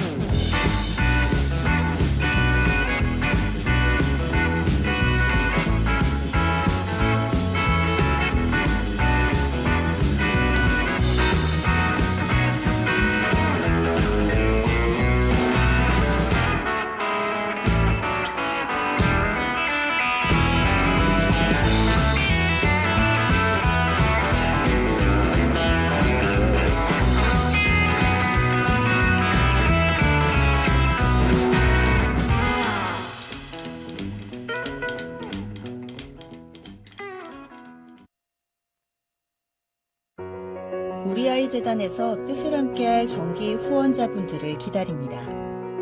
우리 아이 재단은 한반도 어린이를 위한 재단입니다. 배고픈 어린이들에게 영양 가득한 국수를 보내고 영유아 자폐 조기검사 지원, 베이비박스의 이유식 정기 배달, 중증장애 및 취약 아동들을 지원하고 있습니다. 따뜻한 손길을 이어주는 분들께 우리 아이 팔찌와 감사 선물을 드립니다. 지속적인 지원을 통해 더 많은 어린이들에게 도움을 줄 수 있도록 정기 후원자가 되어주세요. 후원 문의 02-2128-3344, 2128-3344. 시사 맛집 이슈 삼합 시간입니다. 자, 이 시간에는 김필성 변호사, 신유진 변호사와 또 저까지 동갑내기 변호사 셋이 정치 이슈 한번 풀어보겠습니다. 자, 두 분 안녕하십니까? 네, 안녕하세요. 안녕하세요. 네. 명절 때 네. 가십니까? 네, 저는 시댁이 인천이어가지고 가깝습니다. 네, 피할 수가 없습니다. 잠깐 다녀오십니까? 어떻게? 네, 잠깐 다녀옵니다. 아, 우리 김필성 변호사님은 저는 일이 많아서 못 갈 것 같습니다. 아, 그렇습니까? 네, 저 고향도 대구라 네. 좀 표고하기도 쉽지도 않고요. 네. 잠깐 다녀오기도 어려울 것 같습니다. 네, 저도 고향이 대구 쪽이라서 가려면 기차표를 좀 구했어야 되는데 네. 또 그리고 차 운전해서 가기엔 조금 부담스럽기도 하고 네. 등등으로 대구 별로 안 가고 싶어요? 아니 아니죠. 부모님하고 뭐 제 동생하고 다 대구 다 살아서 대구 있습니까? 그 약간 눈치가 보입니다. 안 가요. 아, 저도 친척 전원이 네. 대구 경북에 거의 거주를 네, 해가지고 저도 그렇거든요. 그런 생각이 들긴 한데 하여튼 혹시 반국가 세력에 물들어서 안 내려온다 이렇게 생각하시는 건 아닐까요? 아니 그렇게까지는 아닌데 뭐 상당 부분 포기하신 것 같긴 해요. 본격적 얘기죠. 그건 명절 때 네. 그 가게 되면 정치 네. 얘기 좀 하십니까? 전 안 합니다. 안 하는데 이제 부모님도 잘 안 하시는데요. 예. 이제 그래도 주변에서 이제 어르신들이 말씀하시는 예, 경우는 예, 있죠. 예. 근데 뭐 저는 네 하고 듣습니다. 마찬가지로 저도 사실 친척들이 이제 대부분 좀 저랑 생각이 좀 다를 수 있어서 네. 대구 경북에 그쵸. 계셔서 네. 특별히 하진 않습니다. 특별히 그거에 대해서 논쟁을 하거나 하지 않고 네네네 하는 편입니다. 안 그러면 근데 요번에는 조금 다를 것 같아요. 의료 이 부분이 가장 좀 핵심이 되지 않을까. 뭐 정치 얘기보다는 의료 얘기를 어르신들이 많이 하시지 않을까 이 생각도 들기도 그렇죠. 합니다. 어르신들은 일단 아프면은 이제 방법이 없다 이렇게 생각하시니까 예. 아프면 이제 우리는 방법이 없대. 저희 어머니만 해도 항상 그래요. 네. 안 아프다 안 아프다 나 어쩌 안 아프다. 왜 걱정스럽시. 그러니까요. 그런 것 같아요. 뭐 보면. 근데 이제 제 경험상 이건 사실 뭐 전적으로 제 경험입니다. 네. 저도 어쨌든 대구 토박이인 셈이거든요. 네. 보면 다 하시니까 네. 뭐 그런 얘기를 조금 하시더라도 정치하고는 절대 연결 안 시키실 겁니다. 네. 아, 보통- 정치 예. 정의시면 안 예, 됩니다. 그러니까 보통 그런 정치의 부정적, 그러니까 예. 특정 세력의 부정적인 얘기는 잘 안 하시는 동네라 예, 맞습니다. 예, 그렇게 연결되진 않습니다. 네. 저랑 마음이 똑같아요. 네. 저도 겪어봤으니까. 외가, 친가, 처가까지 싹 다 대구 경북입니다. 아, 네. 알겠습니다. 자, 한 주간 관심을 가졌던 이슈. 우리 네. 신민아선부터 얘기를 좀 들어볼까요? 네.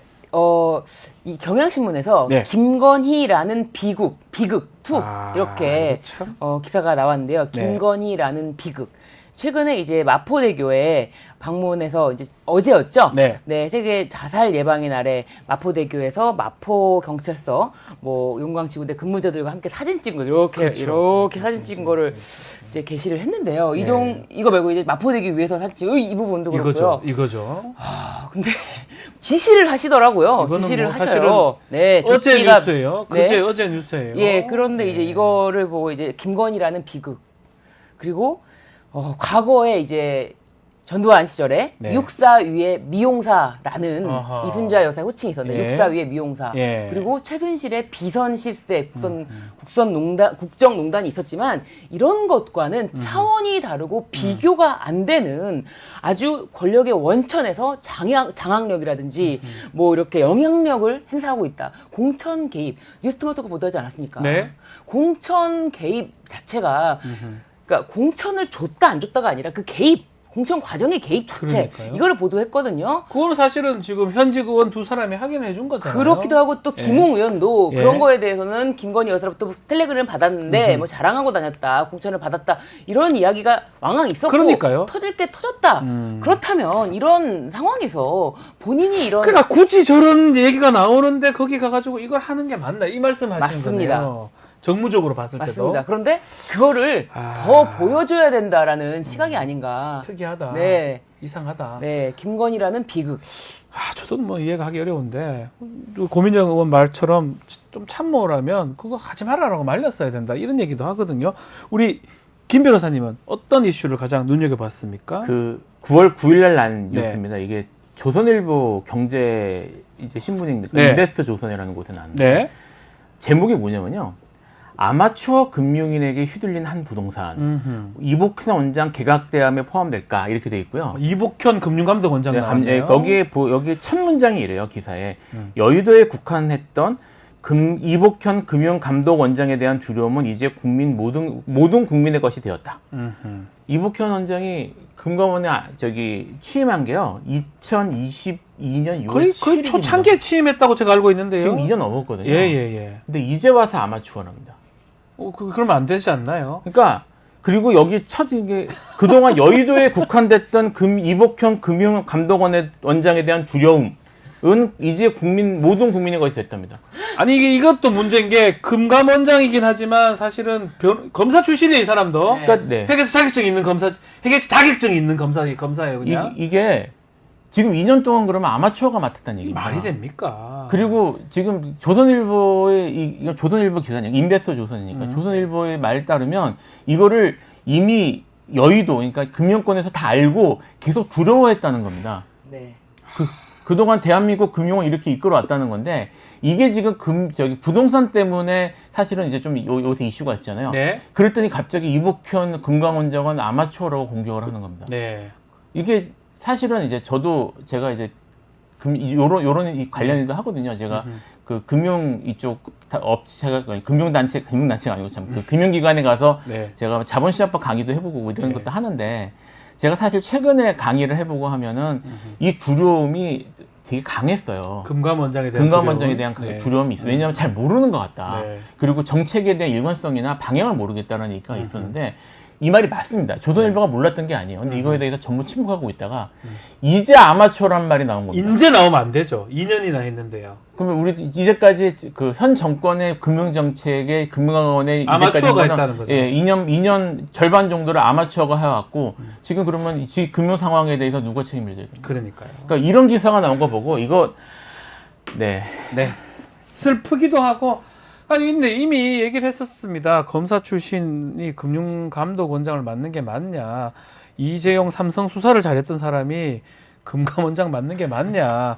그 얘기를 했었는데 보수 신문조차도 아마추어였고 이제야 아직까지 아마추어다. 제가 문장 하나만 더 읽을게요. 예. 기사에 있는 겁니다. 여의도 금융인들 그리고 온 국민이 처음 경험하게 된 검사 출신 금융수장의 움직임은 이미 한국 금융시장과 부동산 시장의 가장 큰 리스크로 자리 잡은 지 오래다. 이게 지금 조선일보의 9월 9일자 기사입니다. 무섭네요. 9월 9일. 예. 2년 3개월. 몰랐나요? 이제 와서. 알겠습니다. 네. 자, 김건희 여사 얘기부터 좀 해보겠습니다. 본격적으로 해보겠습니다.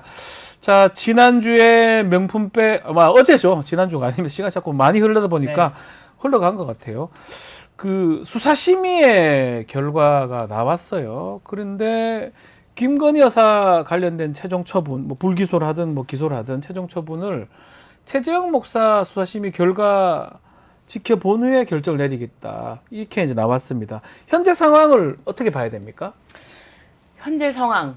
그러니까 어쨌든 이 김건희 여사 털어주기에 급급한 정말 정부 각처 국민 권익위부터 해가지고 검찰 수사도 조사도 가서 검사가 당하고 그다음에 모든 게 다 우리 예측대로 가고 있잖아요. 이 그 과정에서 수사심의위원회가 열렸을 때 사실은 기존에 검찰에서는 알선술래죄라든지 변호사법 위반 이런 거는 추가하지 않았는데 이때 수사심의위원회에 올리면서 알선술래죄 그리고 변호사법 위반까지 합쳐서 올려줬단 말이에요. 그렇죠. 그 모두를 다 탈탈 털어주겠다라는 어떤 이원석 총장의 어떤 충정이 이제 와서라도 비춰졌을까라는 생각이 들었는데 좀 그러고 나서 인터뷰를 하다 보니 너무 이제 자기가 말을 해도 말이 안 되는 상황이 되니까 이제 와서 내가 결정까지 지어놓고 갈 수가 없는 상황이 된 거죠. 네. 그러니까 이제 최재형 목사 수사심의위원회까지 열고 뭐 결정을 내겠다. 이제 그렇게 미루는 거죠. 혹시나 최재형 그 목사 수사심의에서 좀 다른 결정을 또 권고를 할 수도 있을까요? 또 어떻게 진행이 될까요? 일단 수사심의위원회라는 조직이 뭔지부터 다시 한번 생각해 볼 필요가 네. 있고요. 이게 뭐 법적 근거가 있는 게 아니고요.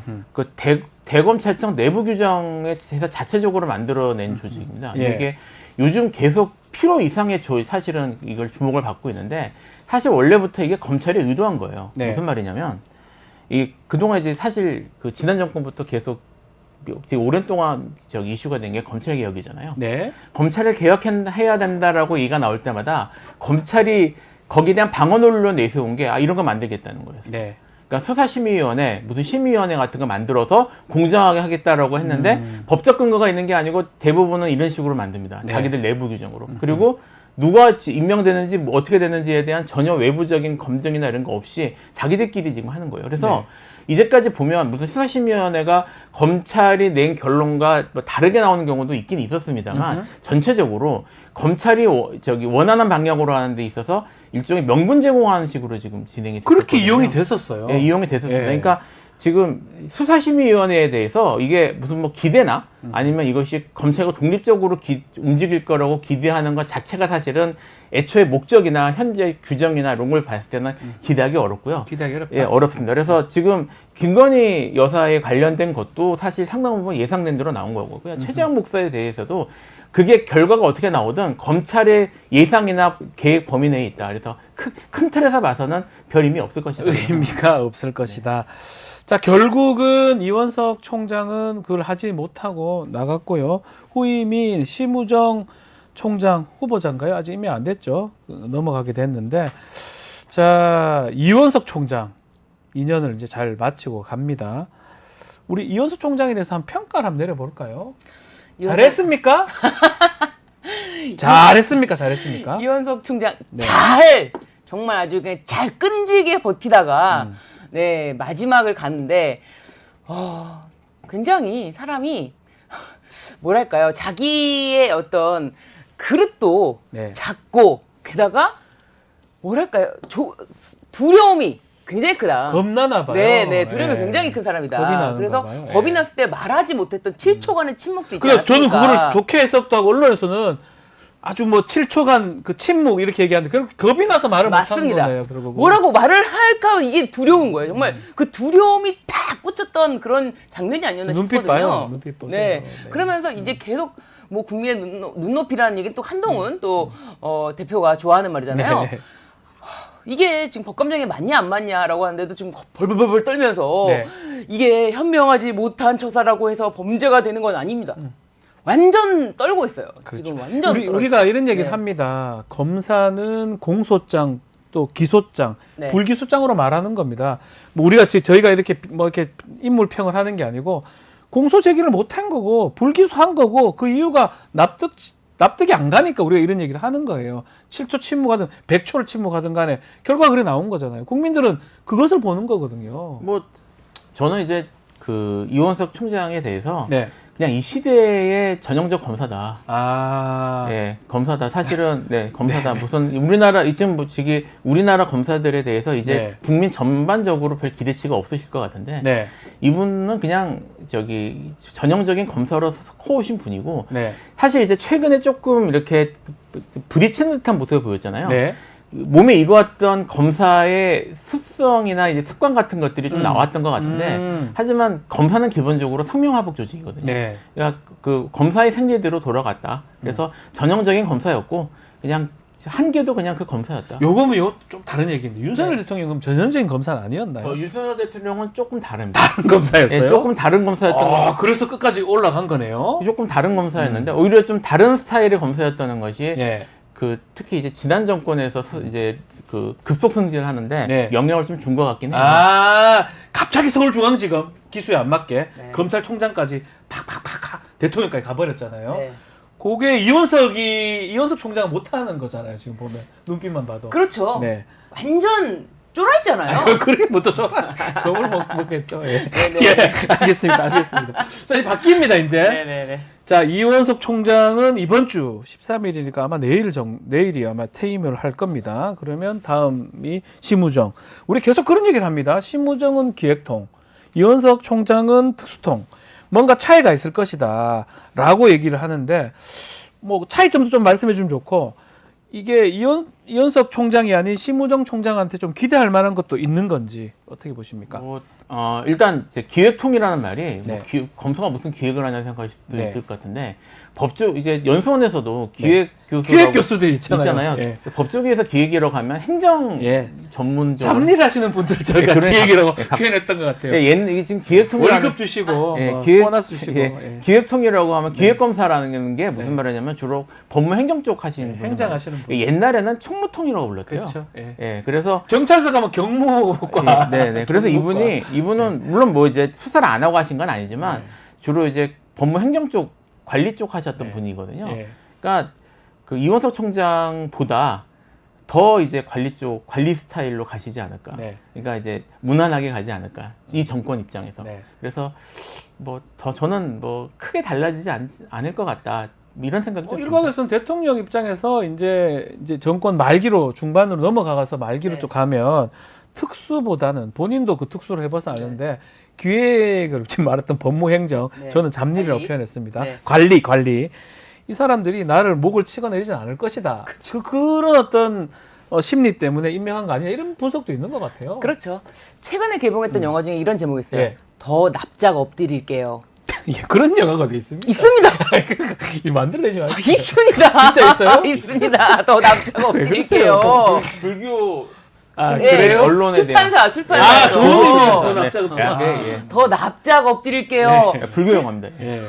그 영화가 생각이 날 정도로 새로운 어떤 검찰총장에 대한 기대치가 그 영화가 자꾸 오버랩이 되는 네. 생각이 듭니다. 예, 더 결국 납작 엎드릴게요. 기획통이 되든 특수통이 되든 뭐 크게 달라질 것 같지는 않고 오히려 이원석 총장 이 말들 어떤 결정 이것 때문에 검찰의 운명이 여기 또 걸려 있는 게 아닌가 또 이런 얘기들도 나오고 있습니다. 아마 안에 있는 검사들은 좀 답답해할 것 같아요. 특히 네. 형사부 관계 없는 형사부들은 우리 검찰 조직 어떻게 되는 거 아니냐는 걱정을 좀 할 것 같아요. 그 형사부 말씀을 네. 좀 드리면 이제 이거는 사실 좀 생각하실 필요가 네. 있는데, 제가 이제 형사부 관련 이제 검사들도 많이 만나보고 좀 네. 일반적인 변호사보다는 좀 이제 저도 뭐 가까워요. 뭐 일을 하다 보니까 업무를 같이 처리한 적도 있고 예. 한데요.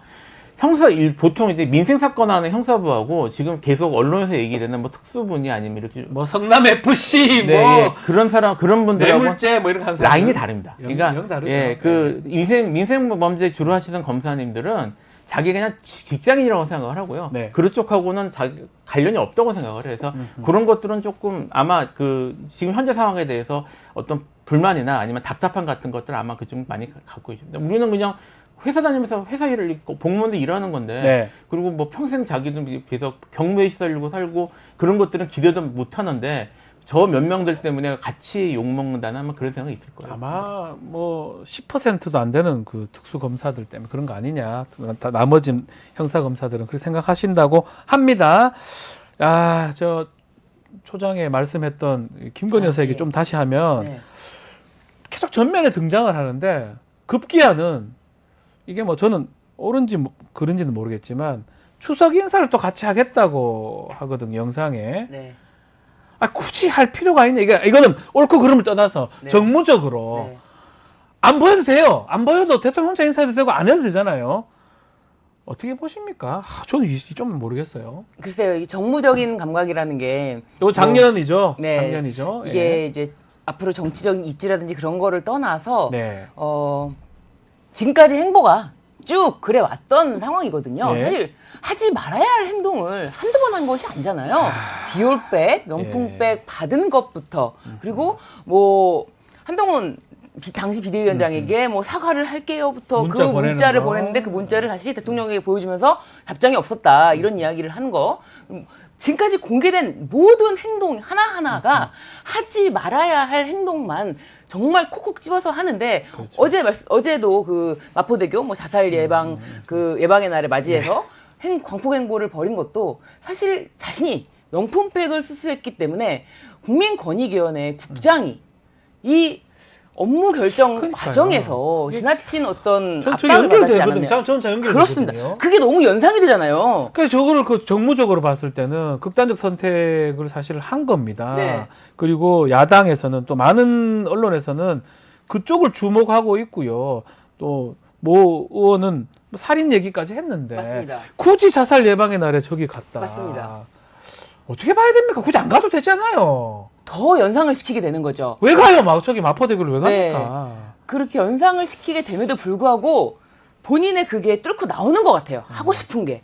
하고 싶고 보내고 싶고 참견하고 싶고 공천에 개입하고 싶고 이런 의지가 모든 걸 다 뚫고 나오는 거고 그거를 막을 사람은 존재하지 없다. 않는다. 막을 사람이 없기 네. 때문에 모든 것을 정면 돌파하고 있다 이렇게 보네요. 그 정무적이라는 말을 좀 생각할 필요가 있는데요. 예. 이게 정치적으로 사실은 이제 유불리를 따진다는 거잖아요. 네. 근데 이제 이분 입장에서 정치적 유불리의 기준이 뭘까를 생각해 볼 필요가 있어요. 아. 따져서 이분 입장에서는 사실은 예를 들어 뭐 대통령의 지지를 올린다. 그럼 대통령의 지금 국정 과제나 이런 것들이 사실은 중요한 게 아닙니다. 이분들은 이미 그런 게 중요했으면 이미 대통령실에서 현재의 무슨 여론 지형이나 아니면 아까 이제 지지율 얘기나 이제 이런 계속 분석하시잖아요. 네. 그런 것들에 대해서 사실은 전혀 개의치 않는 모습을 보이잖아요. 현재 지금 정권 대통령은요, 그냥 본인의 생각, 본인의 신념 이런 것들을 밀어붙이는 게 목적인 것 같아요. 가장 중요한. 그러니까 지금 저 김건희 여사도 사실 이제 김건희 여사가 정치인이냐 뭐 이런 문제도 있지만 어쨌든 정치적 행보와 가까운 걸 보이고 있잖아요. 계속 그렇게 지금 하고 여기 있죠. 보시는 것처럼 예. 저기 지도 편달도 해주시고 이러지 않습니까? 그렇죠. 그러니까 지금 이분 뒤에서 입장에서는 제가 손짓하고. 저희 입장에 이게 정무적으로 안 맞냐 안 맞냐가 아니라 이분 적어도 김건희 여사는 이거를 하시는 게 본인의 기본적 목적인 것 같아요. 아. 이게 이제 노출되고 그리고 적극적인 모습을 보이고 그리고 화면에 잡히고 이런 것들이 목적인 것 같습니다. 그러니까 사실은 이게 목적이라면 사실 다른 것들은 그걸 위한 수단에 불과한 것이니까 예를 들어 지금 문제됐던 무슨 뭐 저기 최근에 수사심의위원회 좀 네. 얘기했던 그런 것 때문에 제한이 있을 때는 어쩔 수 없이 있는 거지만 그게 풀리면은 나오는 게 기본인 거죠. 그래서 계속 이렇게 나오실 것 같아요. 와, 그래요. 좀 그 주위에 있는 사람들이나 또 여당 입장에서는 답답할 수도 있을 것 같아요. 그렇죠. 이게 맞나 이런 판단을 그렇지만 그 이야기를 한 순간 안달하게 이래 되니까 네. 할 수도 없는 네. 상황이고. 그리고 사진은 참고로 이제 경향신문에서 쓴 사진이 네. 좀 더 김건희 여사를 더 잘 대변하는 느낌이 든다 그렇습니까? 생각이 듭니다. 혹시 네. 올려줄 수 있나요? 네, 경향신문에서 예. 김건희라는 비극 2. 예, 네, 그 그 사진에 더 김건희 여사 요건가요? 아닙니다. 이건 경향신문 시사저널 거네요. 사진인데요. 예, 뭐 어쨌든 간에 네. 참 사진은 많이 나옵니다. 네. TV 프로인 거 저같이 진행 같은 걸 하시는 게 좋지 않나 오히려 나오고 싶으면 그게- 그 생각이 들어요. 그렇죠. 네. 근데 시사 프로에 나오셔가지고 TV 막 그런 생각이 자꾸 오버랩이 되는 게 그런 것 같아요. 그 시사 프로그램 이런 것도 자신의 네. 영향력이 자신이라는 사람에 대한 과시욕이 끊임이 없다. 아. 인맥 나를 통하면 해결이 된다라는 모습을 끊임없이 보여주고 싶어 하는 그런 모습. 제가 사견이긴 합니다만 예, 지금 이제 여기에 지금 제공된 사진들이 전부 예. 대통령실에서 공식적으로 맞아요. 찍은 사진인 것 같아요. 18장인가 예, 근데 공개됐습니다. 그 신문들을 보면 언론들을 보면 일부 언론에선 김건희 여사가 어떤 옷을 입었는지를 좀 강조해서 제목에 넣었습니다. 네, 뭐 흰 블라우스에 청바지 차림으로 맞습니다. 예. 그 김건희 여사의 그동안 사진이나 이런 것 사진이 되게 많으시잖아요. 사진들을 보면 이제 패션이나 좀 사진에 예쁘게 찍히고 싶은 것에 대해서 좀 이제 그런 것들에 대해서 좀 생각을 많이 쓰시는 것 같아요. 네. 그러니까 지금 아까 이제 방송에 노출되고 싶으면 나오시고 싶으면 시사 프로그램을 이런 거 하는 게 어쩌냐고 네, 말씀하셨는데 제가 전 진심으로 말씀하셨는데 뉴스토마토도 근데 이제 나오고 지금 김건희 여사께서는 시사 프로그램이나 이런 쪽에 나오는 것보다는 패션 프로그램이나 뭐 이런 좀 그런 예능 패션 좀 이쁘게 나오는 예능은 사실 또 패션. 이제 네. 뭐 그런 쪽에 좀 더 관심이 있으신 게 아닌가 이런 생각도 좀 듭니다. 알겠습니다. 네, 지금 저 사진이 네, 저 경향신문 경향신문 거죠? 네네. 예, 정확하게 지시를 하고 있습니다. 예, 한강을 바라보면서. 자, 김건희 여사 똑같은 내용입니다. 특검법. 또 막 같은 내용인데, 원래 법사위 통과는 했는데, 이 문제가, 본회의를 추석 이후에 한다고 합니다. 이거 어떻게 봐야 됩니까? 우원식 총장, 죄송합니다. 의장이죠. 네. 우원식 의장이 막았어요, 이거를. 막았다고 해야 되나? 예. 좀 솔직히 말씀을 드리면 이해하기는 좀 어렵습니다. 그러니까 의장이 지금 그거를 상정을 하지 않음으로써 네. 지금까지 많은 일들이 있었고 예. 잡음이 있지 않았습니까? 예전에도 뭐 하여튼 의장을 하면 안 되는데 자꾸 중간에서 중재가 자꾸 뉴스에 나오시려고 그러는 그러니까요. 것 같아요. 주목을 받고 싶나? 왜 자꾸 다들 주목 받고 싶어 하지? 될 수 있는 부분이 아니고 긴급하고 시급성이 있는 것에 대한 공감대가 형성이 안 된다라는 게 저는 그 부분이 의장석에 앉으면은 이게 얼마나 지금 급하고 이걸 처리해야만 하는 간절함, 이거는 사실 국민의 대표들이 결정한 거잖아요. 국회의원들이. 네. 그런데 혼자서 그냥 단독으로 내가 막으면 막지, 내가 미루면 미루지. 뭐 그렇다고 나를 봐봐. 의료 대란 해결할 수 있나요? 안 될 거 아니에요. 그러니까요. 그 나를 봐봐. 내가 지금 이거 미루고 있어. 내가 지금 조정하고 있어. 안 되잖아요. 그러니까요. 답답하기만 하게 만드는 게 아닐까. 그런 생각이 19일 날 처리한다. 추석 네. 다 끝나고 처리한다. 그럼 추석 뭐 야당 입장에서는 추석 밥상에 올리고 싶은 거고. 그럼 여당은 또 추경 원내대표 입장에서는 우리는 그때도 할지 안 할지 모르겠다. 뭐 이렇게 얘기를 하고 있거든요. 어떻게 봐야 됩니까? 일단 지금 말씀하셨던 것처럼 네. 사실 이제 국회의장이 누군지를 사람들이 알기 시작한 지가 생각만큼 오래지 않았습니다. 네. 맞습니다. 원래 국회의장이 물론 이제 우리나라에서 입법부의 수장으로 가장 서열 2위. 예, 서열 매우 높은 서열에 있긴 합니다. 국가의전서열 의전서열 2위입니다. 높긴 네. 합니다만 사실 관리직에 가까웠는데 네. 그 전에 국회의장이 어쨌든 뭐 본인의 존재감을 보여주고 싶어서 노력을 많이 했거든요. 네. 근데 최근 들어서 이게 이슈가 되고 하게 된 이유가 그게 본인의 존재감을 드러내는 데 성공적이었기 때문에. 네. 그러니까 이제 저기 행정부하고 대립하면서. 근데 이거를 보여주기 위해서는 사실 패턴이 똑같아요. 내가 키를 잡고 있다는 걸 보여주는 거. 그리고 또 이게 아마 우원식 의장도 비슷한 것 같은데 개헌 얘기할 겁니다. 네. 또 개헌 얘기할 거예요. 개헌 얘기하면서 꼭 내각제 얘기를 해요. 예. 왜냐하면 내각제를 해야지 권력의 중심이 더 의회 쪽으로 쏠리니까 국회 쪽으로 이런 걸 했는데 지금 우원식 의장 같은 경우는 조금 이제 민주당 입장에서 부담을 느낄 수밖에 없는 게 되던 과정에서 잡음이 좀 컸잖아요. 그러니까요. 잡음이 좀 컸는데 그러니까 국민들이나 뭐 이렇게 지지나 특히 이제 민주당 지지층에서의 그 여론 이런 것들을 무시하고 찍었단 말입니다. 이게 이 과정에서 저는 이제 민주당의 사실 고질적 문제점들이 드러났다고 생각하는데 그건 뭐 지금 뭐 중요한 문제는 아니지만 네. 어쨌든 그렇게 찍은 것에 대해서 민주당이 책임을 져야 하는 상황이 된 거예요.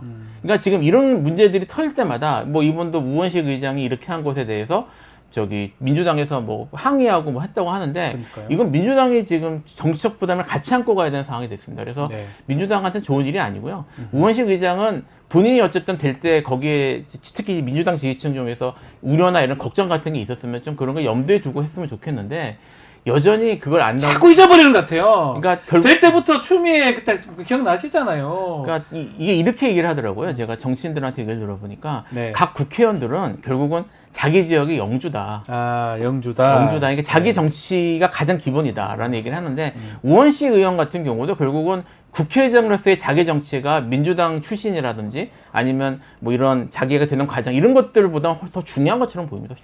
아마 대부분 전 정치인들 그런 것 같더라고요. 잘 하다가 갑자기 이상한 소리 하는 거 보면 한 번씩 뭐 예컨대 민주당 쪽에는 민주당 요구를 또 하기 시작하고 국민의힘도 마찬가지고요.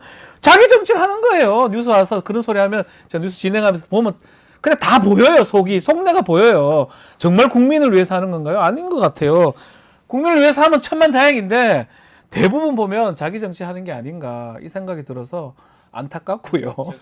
말씀 주세요. 예. 그거 이제 추석밥상에 올리려고 네. 하는 게 정치적인 게 아니냐고 얘기하는데 네.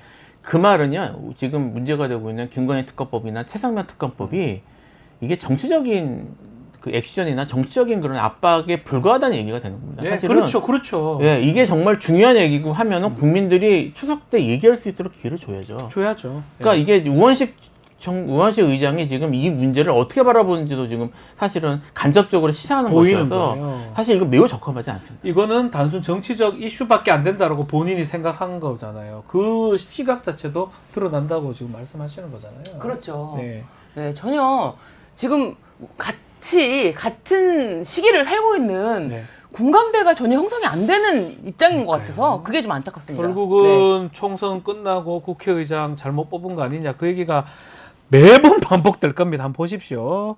그러면 더더욱 잘해야 되는데 그래서 국회의장 선출이 그렇게 의원식 의장으로 된과 동시에 어떻게 보면 당원 중심의 네. 그 민주당의 그 역량이 더 확대됐잖아요. 네. 당원권 강화가 굉장히 확대되면서 당원들의 목소리가 굉장히 또 빠르게 직접적으로 뭐 거의 직접 민주주의에 가까운 맞습니다. 식으로 바뀌고 있어요. 네. 그런데 지금 우원식 의장은 굉장히 그런 상황과 동떨어진 그 당원뿐만 아니라 국민들의 목소리를 담아내지 못하는 그렇죠. 국회 수장이다. 거기에다가 뭐 민주당 의원들이 지금 반발을 하고 있다는데 민주당 의원들이 뽑으신 겁니다. 알겠지요? 알겠습니다. 자, 뭐 지금 시간이 좀 다 돼서 좀 마무리를 좀 해야 될 것 같은데 의료계 이거 부분 좀 해결이 돼야 될 것 같은데 쉽지는 않을 것 같아요. 돈 올린다 그래가지고 응급실 못 가게 하려고 좀 그 숟가락 올린다는 게 이게 해결책이 될 수 있을지 저희 아들한테 물어보니까 그게 해결책이 되나요, 아빠? 이렇게 얘기할 정도로 당연히 말도 안 되는 것 같은데 알겠습니다. 아무런 문제 없이 좀 추석 연휴가 지나갔으면 좋겠습니다. 두 분도 추석 연휴 잘 보내십시오. 네.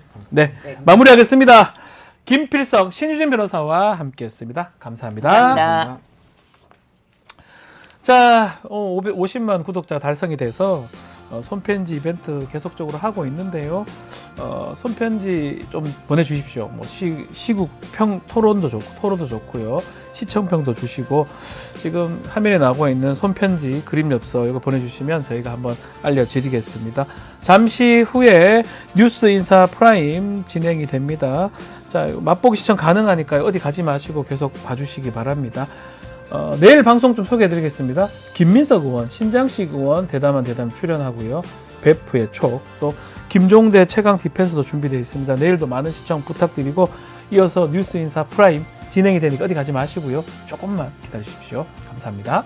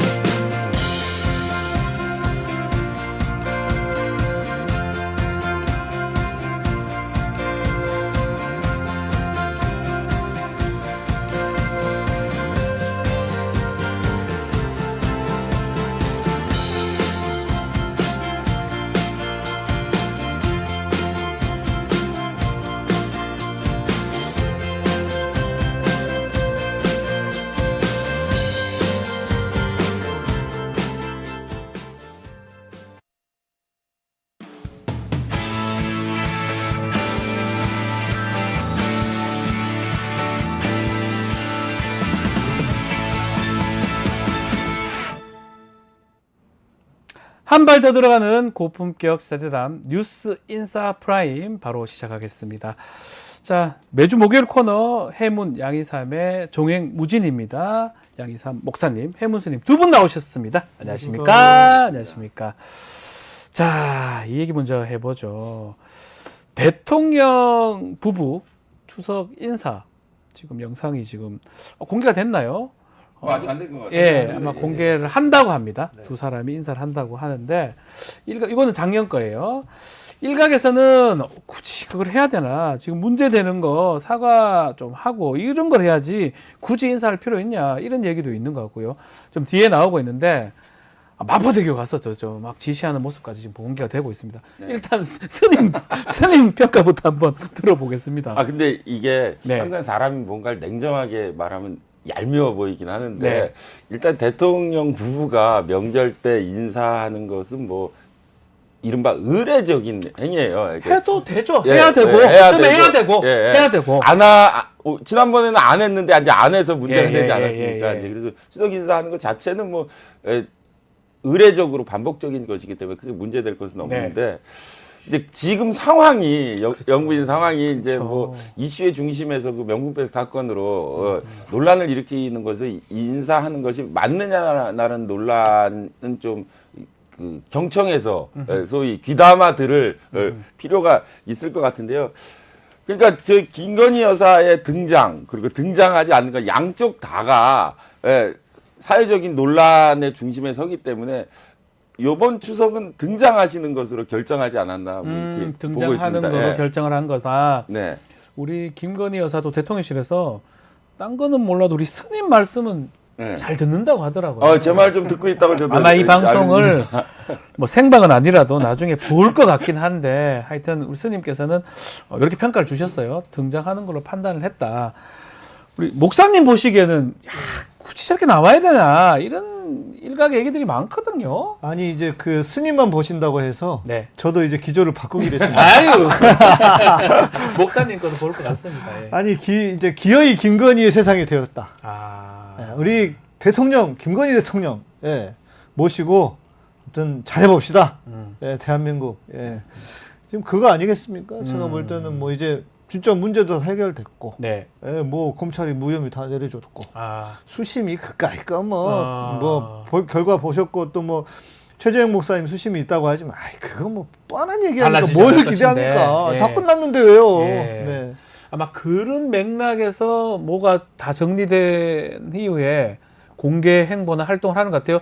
지금 뒤에 나오고 있는 사진이긴 한데 어제입니다. 세계 자살 예방의 날. 요 날을 딱 맞아서 구조대 마포대교 방문했던 사진들이 이제 공개가 됐는데 또 국회에서는 박지원 의원이 영부남, 대통령은 영부남이다 라고 또 빗대서 얘기를 했습니다. 이게 얼핏 보면 대통령 활동 같잖아요. 국정 활동이라고 봐야 될 것 같기도 하고요. 어떻게 봐야 됩니까? 저것도 약간 톤 다운해서 보면은 좋게 얘기해 주셔도 됩니다. 톤 다운해서 보면 뭐 영부인들이 원래 자살 예방이나 뭐 아동 복지나 노인 뭐 병원 이런 데 가는 것도 사실은 의례적인 거예요. 의례적인 건데 자살 예방의 날을 맞아서 저기 갔는데 이제 저것이 이제 그 대통령의 권한을 침해하거나 대통령 놀이로 보일 만큼 지나치게 확산된 면이 있는 것이 아니냐라고 본인들은 생각하겠죠.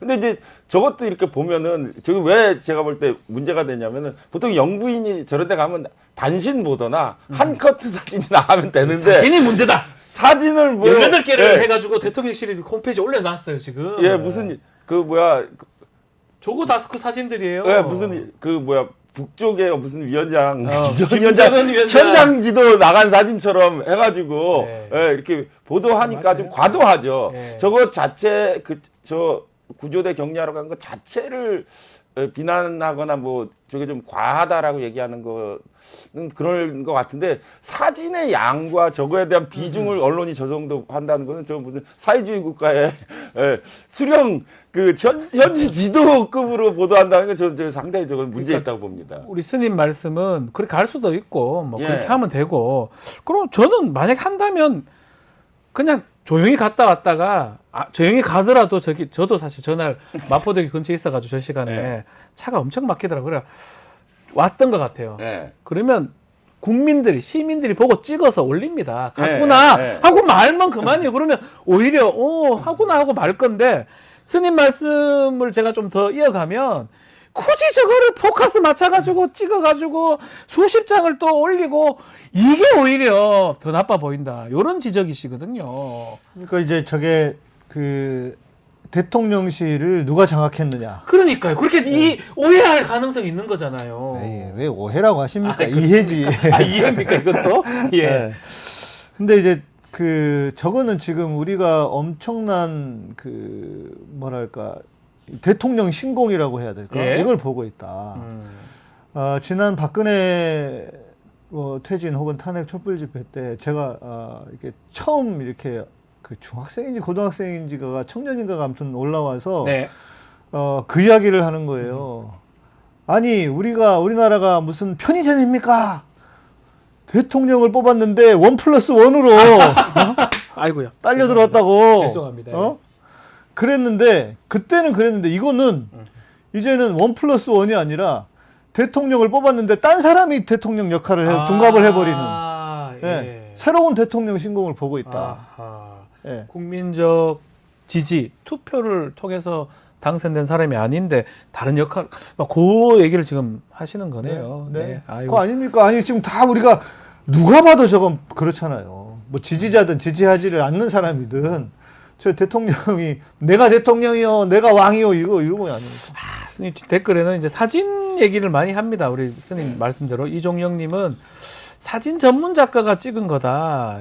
또 녹수님 이게 석양에 딱 비춰가지고 찍는 게 이게 아니, 마오쩌둥 기가 막히게 잘 찍는다. 진짜 그 현장 지도 사진이랑 비슷해요, 예, 저거. 그래서 예. 그게 오히려 참 아니면 오히려 그냥 사진을 제가 계속 얘기를 하지만 저도 그 시간이 있었거든요. 네. 차 막히고 왜 이래 막히지? 뭐가 일있나 이렇게 저기는 진짜로 그 떨어지는 분들 많으니까 네. 저런 사고들 제가 본 적이 있어요. 오늘 또 문제가 생겼나 이런 생각이 드는데 저 일이 있었던 거예요. 저 사진은 제가 유사한 사진의 네. 느낌을 하나 알고 있는데 박정희 대통령이 예. 10월 26일 날 삽교촌 준공식까지 맞다, 사진하고 그래. 느낌이 너무 10월 비슷해. 26일 그 당일날 네, 말씀하신 마지막 거죠? 행보가 삽교촌 그 유명한 준공식인데 사진이죠. 유명한 사진 비슷해. 비슷해요. 그 느낌이 비슷하네. 있어요. 당일날 그 시의 그 12.16 예. 당시 당일날 오전 네, 일정에 삽교촌 준공식까지 현장 지도하신 사진이 느낌이 나요. 그래서 사람들이 안 좋아하는데 제가 그 김건희 여사의 그 연구가로서 네. 그 저 사진 두 개에 대해서 가졌던 의문이 있는데 첫째는 왜 마포대교인가? 하필 왜 마포대교인가? 솔직히 국회로 가는 길목을 이렇게 지도하지는 않은 거 아닌가 했는데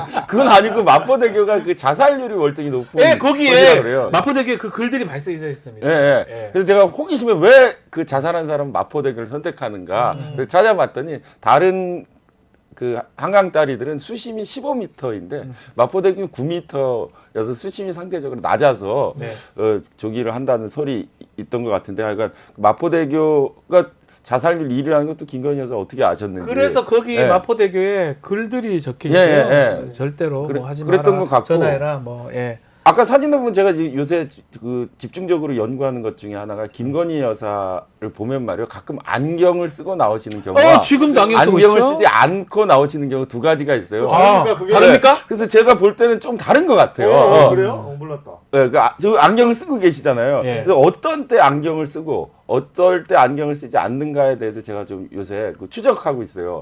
네. 근데 저 사진을 보면 이제 안경을 쓰고 나오셨는데 약간 뭐라 그럴까 본인의 이미지 관리상 눈빛이 강하신 분이거든요. 예. 그래가지고 뭐 이렇게 약간 겸손하고 자숙 모드로 하실 눈빛을 때 좀 가리고 안경을 쓰시는 것 같은데 어허. 제가 그 여러 가지 케이스를 좀 사진으로 편집해서 조만간 그 연구가 완성되면 어떨 때 안경을 쓰시고 어떨 때 안경을 쓰지 않으시는가 한번 제가 좀 그 연구 결과를 좀 발표해 보도록 하겠습니다. 그런 여사님이 아니 대통령이 좋아하시지. 계속 보시죠. 예, 분석을 해드리니까. 자, 그럼에도 김건희 여사 관련돼서는 또 다른 저희 뉴스토마토에서 보도한 공천 개입 의혹, 이거 사실 심각한 부분인데요. 물증은 아직 정확하게 공개가 안 되고 있습니다. 물증이라 해봤자 뭐 현직 의원들의 진술 정도. 만약에 텔레그램 캡처 아니면 녹취록 이런 것들이 공개된다면 뭐 더 확신이 좀 커질 수 있는데 물증도 안 나오는데 국민들은 좀 믿는 분위기입니다. 뭐 그럴 것 같다라는 생각을 계속 하고 있어요. 왜 그렇게 보십니까? 그러니까 그런 말 있잖아요. 현재와 미래를 보려면 과거를 보면 안다. 네. 지금까지 해오던 지금 우리가 앞에서 이야기한 것과 같은 맥락인데 네. 본인이 대통령 역할을 거의 하는 것처럼 보이니까 네. 공천도 했나 보네. 너무 자연스럽게 그냥 받아들이게 되는 것 같아요. 네. 이게 분명히 비정상인데 비정상의 정상화가 돼버렸어요. 예. 대한민국이 지금 이게 말이 안 되는 상황인데 자 사람들은 뭐 했겠지 당연히 뭐 했겠지 이렇게 되고 있는 것 같습니다. 지금 뭐 공천 개입 뭐 저희 토마토에서 이 추석 전에도 보도할 수도 있고 안 되면 추석 후에 보도가 될 수도 있을 것 같은데 인사 개입 의혹도 좀 있어요. 지금 예. 공천 개입 의혹, 인사 개입 의혹 이게 또 추가 의혹들이 있을 것이다라고 여의도에서는 계속 얘기가 나옵니다. 예. 개입했던 거 이거 인사든 공천이든 김건희 여사의 개입 예. 어떻게 봐야 됩니까? 그러니까 김건희 여사의 법적 지위가 네. 자연인으로서의 김건희가 있고 예, 영부인으로서의 위치가 있다고 본다면 네. 그 자연인으로서 뭐 누가 어디 장관 됐으면 좋겠다, 누가 국회의원 어디 출마했으면 좋겠다, 그건 아무 그 상관이 없겠죠. 저랑 똑같은 거잖아요. 예, 제가 예. 스님이 장관 됐으면 좋겠다, 목사님이 예, 장관 예. 됐으면 좋겠다. 그거랑 그거 똑같은 거죠. 거잖아요. 근데 예. 그럼 김 여사의 그 법적 지위가 네. 자연인이 아니라고 한다면 네. 선출된 권력이냐? 선출된 권력이 그렇게 했다면 저거는 굉장히 큰 파장이 있겠죠. 네. 근데 이 영부인이란 법적 지위가 이 자연인과 그 공직의 중간 어디쯤에 모호하게 걸쳐 있기 때문에 이쪽 뭐 공천 개입에 대해서 문제를 제기하면 난 자연인으로서 했다. 또 그렇게 빠져나갈 수 있는 것이기 때문에 저게 아주 무시로 소위 예, 법의 그 그물망을 빠져나가면서 이제 개입되고 있는 것 같은데, 그렇기 때문에 국민들이 보기에도 뭐 네. 당연히 했겠지. 예, 처벌할 수는 없겠지만 라고 이제 받아들이는 것 같은데, 이 문제 제도의 하나에 김 여사가 가지고 있는 역사적인 과업 중에 하나가 영부인의 법적 직위를 어떻게 규정하고 어떻게 관리할 것인가에 대한 공개적인 그 논점을 제기했다는 거에 대해서 저는 상당히 의미 있는 행동을 하셨다고 생각합니다. 개혁신당의 이준석 의원도 비슷한 얘기를 했습니다. 이게 조언 정도직의 뭐 개입이라고 보기는 좀 어렵다, 이런 뉘앙스의 얘기를 했거든요. 아니, 저 얘기는 그런 뉘앙스가 아니라 했다 하더라도 그걸 조언이다. 조언이라고 말하면 그걸 어떻게 할 수 있는 그 조치, 제도 자체의 그 공백이기 때문에 어떻게 그렇죠. 처벌할 수 없다는 거죠. 어떻게 보십니까, 목사님? 그래서 그런지 이준석 의원 무혐의 났던데요. 네. 그건 뭐 연결이 돼 있는지 모르겠습니다. 모르겠지만, 네. 네. 예. 그러니까 뭐라고 해야 될까? 참을 수 없는 존재의 돋보임. 예, 뭐 나는 가만히 있을 수 없다. 고로 나는 존재한다. 예, 나는 도저히 가만히 있어서는 안 되는 사람이다. 국정 개입도 하고 인사 개입도 하고 국회의원도 내가 뽑고 또 뭐 천국말 들으면서 국정 운영 그렇게 잘하고 뭐 이러는 게 아닐까. 예. 이분의 대통령화된 존재, 네. 존재의식 예. 바뀌지 않을 것 같습니다. 계속적으로 될 것이다. 알겠습니다. 자, 김건희 여사 오늘 좀 특집으로 저희가 추석 앞두고 얘기를 계속 하는 것 같은데 하나 좀 더 다뤄봐야 될 것 같습니다. 김건희 특검법 뭐 야당이 의결을 하긴 했는데 본회의는 19일 날 하기로 국회의장이 결정을 한 것 같고요. 그렇죠. 대통령실 벌써 거부권 하겠다 얘기를 했습니다. 통과는 안 되겠죠. 어떻게 보십니까? 일단 뭐 본회의는 통과하고 뭐 본회의를 19일 날 할 것 같아요. 대통령이 거부권 통과하실 거로 예상되는데요. 그러니까 김건희 여사의 행보가 있고 김건희 여사에게 제약을 가하거나 김건희 여사의 문제를 제기하는 쪽이 있다고 본다면 제가 여러 번 이야기했지만 김건희 여사의 행보는 파격이에요. 파격적이에요. 예상치 못한 곳에 의표를 찔러서 갑자기 마포대교에 나타나고 홍길동입니까? 갑자기 또 어디서 나타나고 추석 영상 찍고 하는 이렇게 뭐 종잡을 수 없는 그런 수를 두는 데 비해서 그 쫓아가는 입장에서는 그 특검법 통과, 당연히 대통령실에서 거부권을 행사할 것임에도 불구하고 그 둔탁한 대응에 발이 느린 대응에 있기 때문에 실효적인 그런 효과가 없는 것을 좀 이렇게 아쉽게 생각하고 있습니다. 네, 어떻게? 그러니까 저는 이쯤 되면 민주당에게 좀 뭔가 이야기를 하고 싶어요. 왜냐하면 대통령은 안 움직일 거잖아요. 절대 뭐 또 다시 거부권 행사할 거라는 건 뻔히 아는데. 그러면 이걸 기계적으로 계속 특검만 뭐 이것을 뭐 강하게 더 강하게 더 다른 걸 넣어서 그렇게 계속 기계적으로 특검만 제한할 것이냐, 뭐 그 법을 만들 것이냐. 정치 아닙니까, 정치. 시민들과 국민들이 바라는 거는 뭔가 일이 진행되고 돌아가는 걸 원하는 것이고 또 지금 뭐 제가 듣기로는 소위 말하는 보수 지지층도 김건희 그만 좀 TV 나와라 이러고 있다고 하는데, 정치라고 하는 것은 뭔가 법으로만 해결되지 않는 그 위에 무엇이 있는데 지금 표를 계산을 하면서 어떻게든 뭐 그렇다고 뭐 밀실 야 이런 것까지는 아니더라도 뭔가 그 지금 여당의 뭔가를 그 전선을 흐트리면서 이것이 통과가 될 수 있도록 해야 하지 않을까? 이렇게 해야 국민들이 원하는 제대로 된 정치가 아닐까? 네. 그렇게 해서 탄핵이든 뭐든 무슨 하야든 뭐든 그렇게 끌고 가야지. 지금 뭐 계엄이니 전쟁이니 이런 얘기가 나오고 있는데 언제까지 법대로만 하겠냐 이겁니다. 네, 방법이 없다 이렇게 보시는 거군요. 알겠습니다. 김건희 여사 얘기는 이 정도만 하고요. 지금 뭐 가장 추석 앞두고 문제되는 게 의료 대란 위기입니다. 특히 응급실 관련해서 뭐 의료 수가 같은 거 올려서 좀 해결하겠다. 뭐 오늘 또 대통령 뭐 국무총리인가요? 뭐 발표를 하겠다고 하는데 어떻게 보시면 좀 해결이 될 수 있나요? 아니면 또 추석 기간 동안 문제 없을까요? 그러니까 지금 그 여러 가지 네. 국면을 보면은 하나의 케이스 바이 케이스의 케이스로 인식을 하면 이게 다 해결이 안 나요. 예. 해결이 날 수 없는 것들인데 문제는 이제 그 김건희 여사 얘기와 연결해서 보면 김건희 여사랑 거대한 이슈가 네. 하나 그 수사 종결 국면을 맞이하면서 김건희 여사의 프레임이 전환돼서 추석 영상도 찍고 마포대교도 가지고 새로운 프레임이 만들어지는 이 시점에 저 의료 대란의 문제를 일도 양단으로 해결하거나 네. 다른 뭐 금융 문제라든지 부동산 문제라든지 이런 것들을 일도 양단식의 해결은 안 될 거라고 봅니다. 해결이 안될 이슈로서 것이다. 이슈를 묻는 그런 쪽으로 갈 거기 때문에 그 뾰족한 수가 없겠지만 그렇다고 해서 최악의 수는 면하는 쪽으로 현상 유지 방식으로 대처하고 있지 않을까 이렇게 생각하고 있습니다. 지금 이거 여야 의정 그 협의체 만든다고 하고 특히 또 여당 내에서 또 여당하고 대통령실, 정부 여기서도 뭔가 좀 입장이 비슷해야 되는데 뭐 조금 시간이 지난 것 같긴 합니다. 주말간 얘기긴 한데 대통령이 한동훈 대표하고 친한계 의원들은 배제하고 그냥 다른 최고 중진들 만나서 밥을 먹었다는 거. 요게 또 보도가 됐어요. 이제 그러니까 저는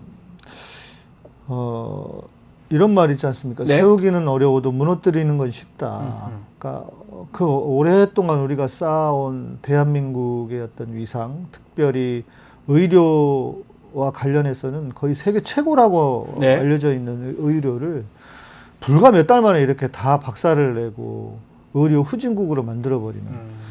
제가 오다간가 소아과 의사가 이렇게 인터뷰하는 걸 봤거든요. 예. 어제 밤엔가. 그 자기가 진료하면서 그 죽었던 아이들의 이름을 부르면서 눈물을 흘리는 의사 선생님을 봤어요. 누구라도 그 앞에 있다면 눈물을 흘리지 않을 수가 없다. 자기가 정말 모든 걸 다 최선을 다해서 하고 있는데 너무나도 고통스럽다. 그런데 아까 보니까 무슨 뭐 그 추석 때 의료 뭐 걱정 없이 이용 가능하다라고 대통령이 그렇게 했어요. 예. 그러니까 이게 지금 저는 이거 하나만 보더라도 국민의 생명을, 그러니까 우리가 뉴스에 나오지 않아서 그렇지 얼마나 많은 사람들이 지금 죽어나가고 있겠냐고요. 모두가 불안에 떨고 있습니다. 교통사고라도 나면 큰일 난다는 생각을 가지고 있고. 예. 이거 과연 대통령으로서 자격이 있는가? 차라리 그만두고 김건희 대통령이 나서시라 저는 그렇게 얘기하고 싶습니다. 김건희 사 얘기 안 하려고 하는데 자꾸 계속 어떻게 보십니까? 이게 좀 해결 기미가 있을지. 또 지금 최소한 여당은 불협화음 나면 안 될 것 같은데 여당 내에서도 지금 뭔가 한동훈 대표하고 대통령하고 이렇게 딱 맞아떨어지는 것 같지는 않거든요. 근데 저게 예. 저는 저기에 대해서 좀 굉장히 의혹의 눈길을 가지고 보고 있습니다. 예. 왜냐하면 대통령이 여당 중진 의원들하고 밥 먹을 수 있어요. 밥 먹을 수 있죠. 근데 밥 먹어도 왜 됩니다. 한동훈을 배제하고 먹을 수 있는데 배제하고 먹었다는 것이 왜 보도됐는가요? 저거는 보도가 왜 됐냐? 그러니까 저게 조선일보예요. 예. 근데 아니 그러니까 저게 아니 대통령이 꼭 밥 먹을 때 한동훈 대표를 항상 불러야 되는 건 아니거든요. 네. 아니 김건희 대통령이 한동훈 엄청 싫어한다면서요. 네. 그러니까 근데 그런 저게 거지. 여러 가지로 제가 의혹의 눈길을 보내고 있는 게 예. 윤석열 대통령은 대통령이 된 이유 중에 하나가 누구를 왕따시키거나 배제해서 대통령이 된 사람이 아니고요. 자기 밑에 있는 부하들을 그 횟집에서 줄 세우듯이 줄 세워서 저기까지 가신 분인데 한동훈을 뺐다는 건 좀 윤석열 대통령의 스타일이 아니에요. 네, 다르다. 윤석열 대통령의 언행과 여러 가지를 고려해보면 저분은 다 그냥 뭐 사돈의 팔촌까지 다 모아가지고 한 집에서 밥 먹고 형 동생 아, 하고 가는 그러면 것이지. 스님 보시기에는 윤석열 대통령 스타일은 아니잖아요. 유장 대통령 스타일 하면 그럼 누구의 가 손을 댄 거냐 아니 이거요. 지금 빈곤에서 이렇게 하지 말라고 하면 계속 넣는 거 저게 같아요. 그리고 어떻게 보면은 굉장히 여성적이에요. 저게. 그렇죠. 예, 예. 그 삐졌어 이거. 그 윤석열 대통령 저런 스타일이 아니에요. 그러니까 저기에 손댄 사람이 보도시켰을 거예요. 아니 근데 두 분 오늘 김 여사 얘기 그만하려면 다시 또 꺼내드는 게. 아니 근데 저 수법이 예. 요 앞에 그 텔레그램인가요? 그 네, 뭐 네. 일십 한동훈 대표의 네. 일십 사건 이후에 제가 그 뒤에 짜잘한 방식으로 한동훈 대표에 대한 반격이 시작될 거라고 생각했는데 저 아마 그 반격의 일종이라고 생각합니다. 밥 안 먹는 거다. 밥 먹는데 배제하는 거다. 너 밥 안 먹는다. 나라는 다 봤지. 이거라고 두 분 해석이에요. 저는 그렇게. 아니 저도 말 안 하고 싶어요. 말을 안 하는데 저는 모르겠어요. 예. 모든 이 문제의 본질이 다 글로 가고 있단 말이에요. 그러니까 말 안 할 수가 없죠. 저거는 제가 볼 때 절대 윤 대통령은 저런 스타일이 아닙니다. 스타일상 예. 밥 먹는 거는 그래도 굳이 싫어도 불러서 예, 먹일 건데. 폭탄 좀 먹고 화해하는 스타일이지. 알겠습니다. 김건희 여사 얘기 진짜 오늘 여기까지만 하고요. 화제를 좀 돌려보겠습니다. 미국 대선 토론 방송을 했어요. 100분간의 방송 보셨을 것 같은데 아마 스님은 당연히 보셨을 것 같은데. 네. 우리 스님의 예상이 틀렸어. 네. 지금. 네. 오 해리스가 상당히 잘했다는 평가가 있는 것 같아요. 뭐 해리스 네. 생각보다는 잘했는데 네. 저는 그렇다고 해서 트럼프가 그렇게 못했다고 못한 건 아니다. 생각하지 않고 네. 사실 TV 토론이라는 것이 지지자를 결정하는데 그렇게 큰 영향이 없다는 것은 뭐 이렇게 다 알려진 예, 사실인데 해리스가 그러니까 잘하냐 안 하느냐가 이번 토론의 그 핵심이었다고 생각하는데요. 그러니까 여기서 제가 지적하고 싶은 건 사람들이 해리스가 잘했다고 생각하는 것은 생각보다 잘했다는 것이고 해리스의 내용을 보면서 저는 놀란 게 해리스가 보시는 경제 정책에 대해서 자기는 중산층을 위한 기회 경제를 실시하겠다. 이것은 박근혜 대통령이 대선 토론에 나와서 창조 경제 얘기하거든요. 아니 창조 경제가 뭔지 지금까지도 밝혀지지 않았어요. 중산층을 위한 기회 경제가 도대체 뭡니까? 그러니까 해리스는 안티 트럼프, 반 트럼프에 대해서는 성공했지만 그 해리스는 누구인가를 보여주는데 저 실패했다. 그거는 실패했다. 예. 평가 한번 주십시오. 보셨던 내용. 아니 새로. 저는 그 지금 미국의 어떤 그 시대 정신은 반 트럼프 같아요. 그래서 사람들이 열광을 한다. 네, 그 정도는. 네. 그러니까 그런 차원에서 놓고 보면 뭐 국민들의 뭐 65% 우리가 평가하는 게 중요한 게 아니잖아요. 네. 미국 사람들이 보는 거니까. 그러니까요. 65%가 잘했다 그랬어요. 이렇게 했으니까 이게 지금 해리스 쪽으로 기울어지고 있는 건가? 근데 이제 아시다시피 미국 선거는 간접 선거니까 네. 또 이거를 장담할 수도 없고 저는 해리스가 될 것 같은 느낌도 드는데 아마 우리 스님은 여전히 트럼프를 포기 안 하고 계시는 것 같고. 예. 뭐 마지막으로 김정은 발언을 좀 분석을 좀 해주십시오. 두 사람이 거기서 얘기가 나왔습니다. 예, 저는 사실 제가 지난번에도 한번 얘기했는데 김정은 위원장의 이름이 미 대선판에 등장했다는 거, 푸틴 시진핑급이 됐다는 건데 굉장히 그 미국의 핵심으로 했다는 거 굉장히 놀라고 있습니다. 저 사건에 대해서 해리스와 트럼프에 대한 입장이 분명히 갈린 사건인데요. 해리스는 김정은 위원장 같은 독재자들과는 대화하지 않겠다. 네. 라는 입장을 말했는데요. 이것은 이제 오바마 대통령 때나 바이든 대통령 때 소위 전략적 인내를 계승하겠다라는 건데 지금 전략적 인내, 그 북의 핵 문제에 대해서 전략적 인내는 미국 외교의 대표적인 실패 스토리예요. 그 전략적 인내 때문에 결국 점점점 미사일 기술과 핵 기술이 발달해 왔다는 것. 그것에 대한 대가를 지금 미국이 치르고 있는 것인데요. 해리스는 김정은 위원장을 언급하면서 독재자 운운했기 때문에 앞으로도 북미 대화에는 실패할 것이고 그렇다면 이제 계속 아무 말 하지 않는 전략적 인내를 이어가겠다는데 그것은 외교적으로 좀 받아들이기 어렵지 않느냐라는 그런 이제 비판에 아마 시달릴 것으로 봅니다. 알겠습니다. 우리 입장에서 보면 해리스가 낫냐 트럼프가 낫냐 거기서 거기고 지금 일로 뭐 그런 말 있잖아. 우리가 어렸을 때 쓰레기차를 피했는데 똥차 온다고 그런 상황이 돼가지고 참 난감합니다. 대한민국. 알겠습니다. 제가 한마디만 더 하자면 저는 해리스 발언 중에 가장 주목한 것은 트럼프와 해리스 발언 중 우크라이나 전쟁에 대한 이야기인데요. 트럼프는 우크라이나의 승리에 를 기대하고 있느냐 어떻게 하겠냐 할 때 자기가 원하는 것은 종전이라고 명확히 얘기했습니다. 근데 해리스는 약간 모호하게 직접적으로 얘기하지는 않았지만 우크라이나의 승리를 기대하고 있다라는 입장을 가졌는데요. 그렇게 본다면 미국 대선 토론회에서 해리스의 입장과 트럼프 입장이 분명히 대비됐는데요. 그렇죠. 트럼프는 종전, 전쟁을 하지 않는 쪽이 자기의 입장이라고 얘기했고 그 해리스는 북한 문제라든지 우크라이나 문제에 대해서 분명히 전쟁을 지속하겠다는 입장 표명했기 때문에 그런 것들이 유권자의 판단을 기다릴 것으로 트럼프가 봅니다. 평화하네요. 약간 이상해요. 뭐가 이상해. 알겠습니다. 우리 생각한 것 달리 좀 진행이 되는 것 같습니다. 자, 추석 명절 잘 보내시고 추석 이후에 두 분하고 다시 뵙도록 하겠습니다. 오늘 말씀 감사합니다. 자, 뉴스 인사 프라임 원래 멤버십 회원에게만 제공이 되고 당일 저녁 일반에게 공개가 됩니다. 회원 가입 방법 게시판 통해서 확인 가능하니까요. 많은 참여 부탁드리겠습니다. 저는 내일 아침에 다시 찾아오겠습니다. 고맙습니다.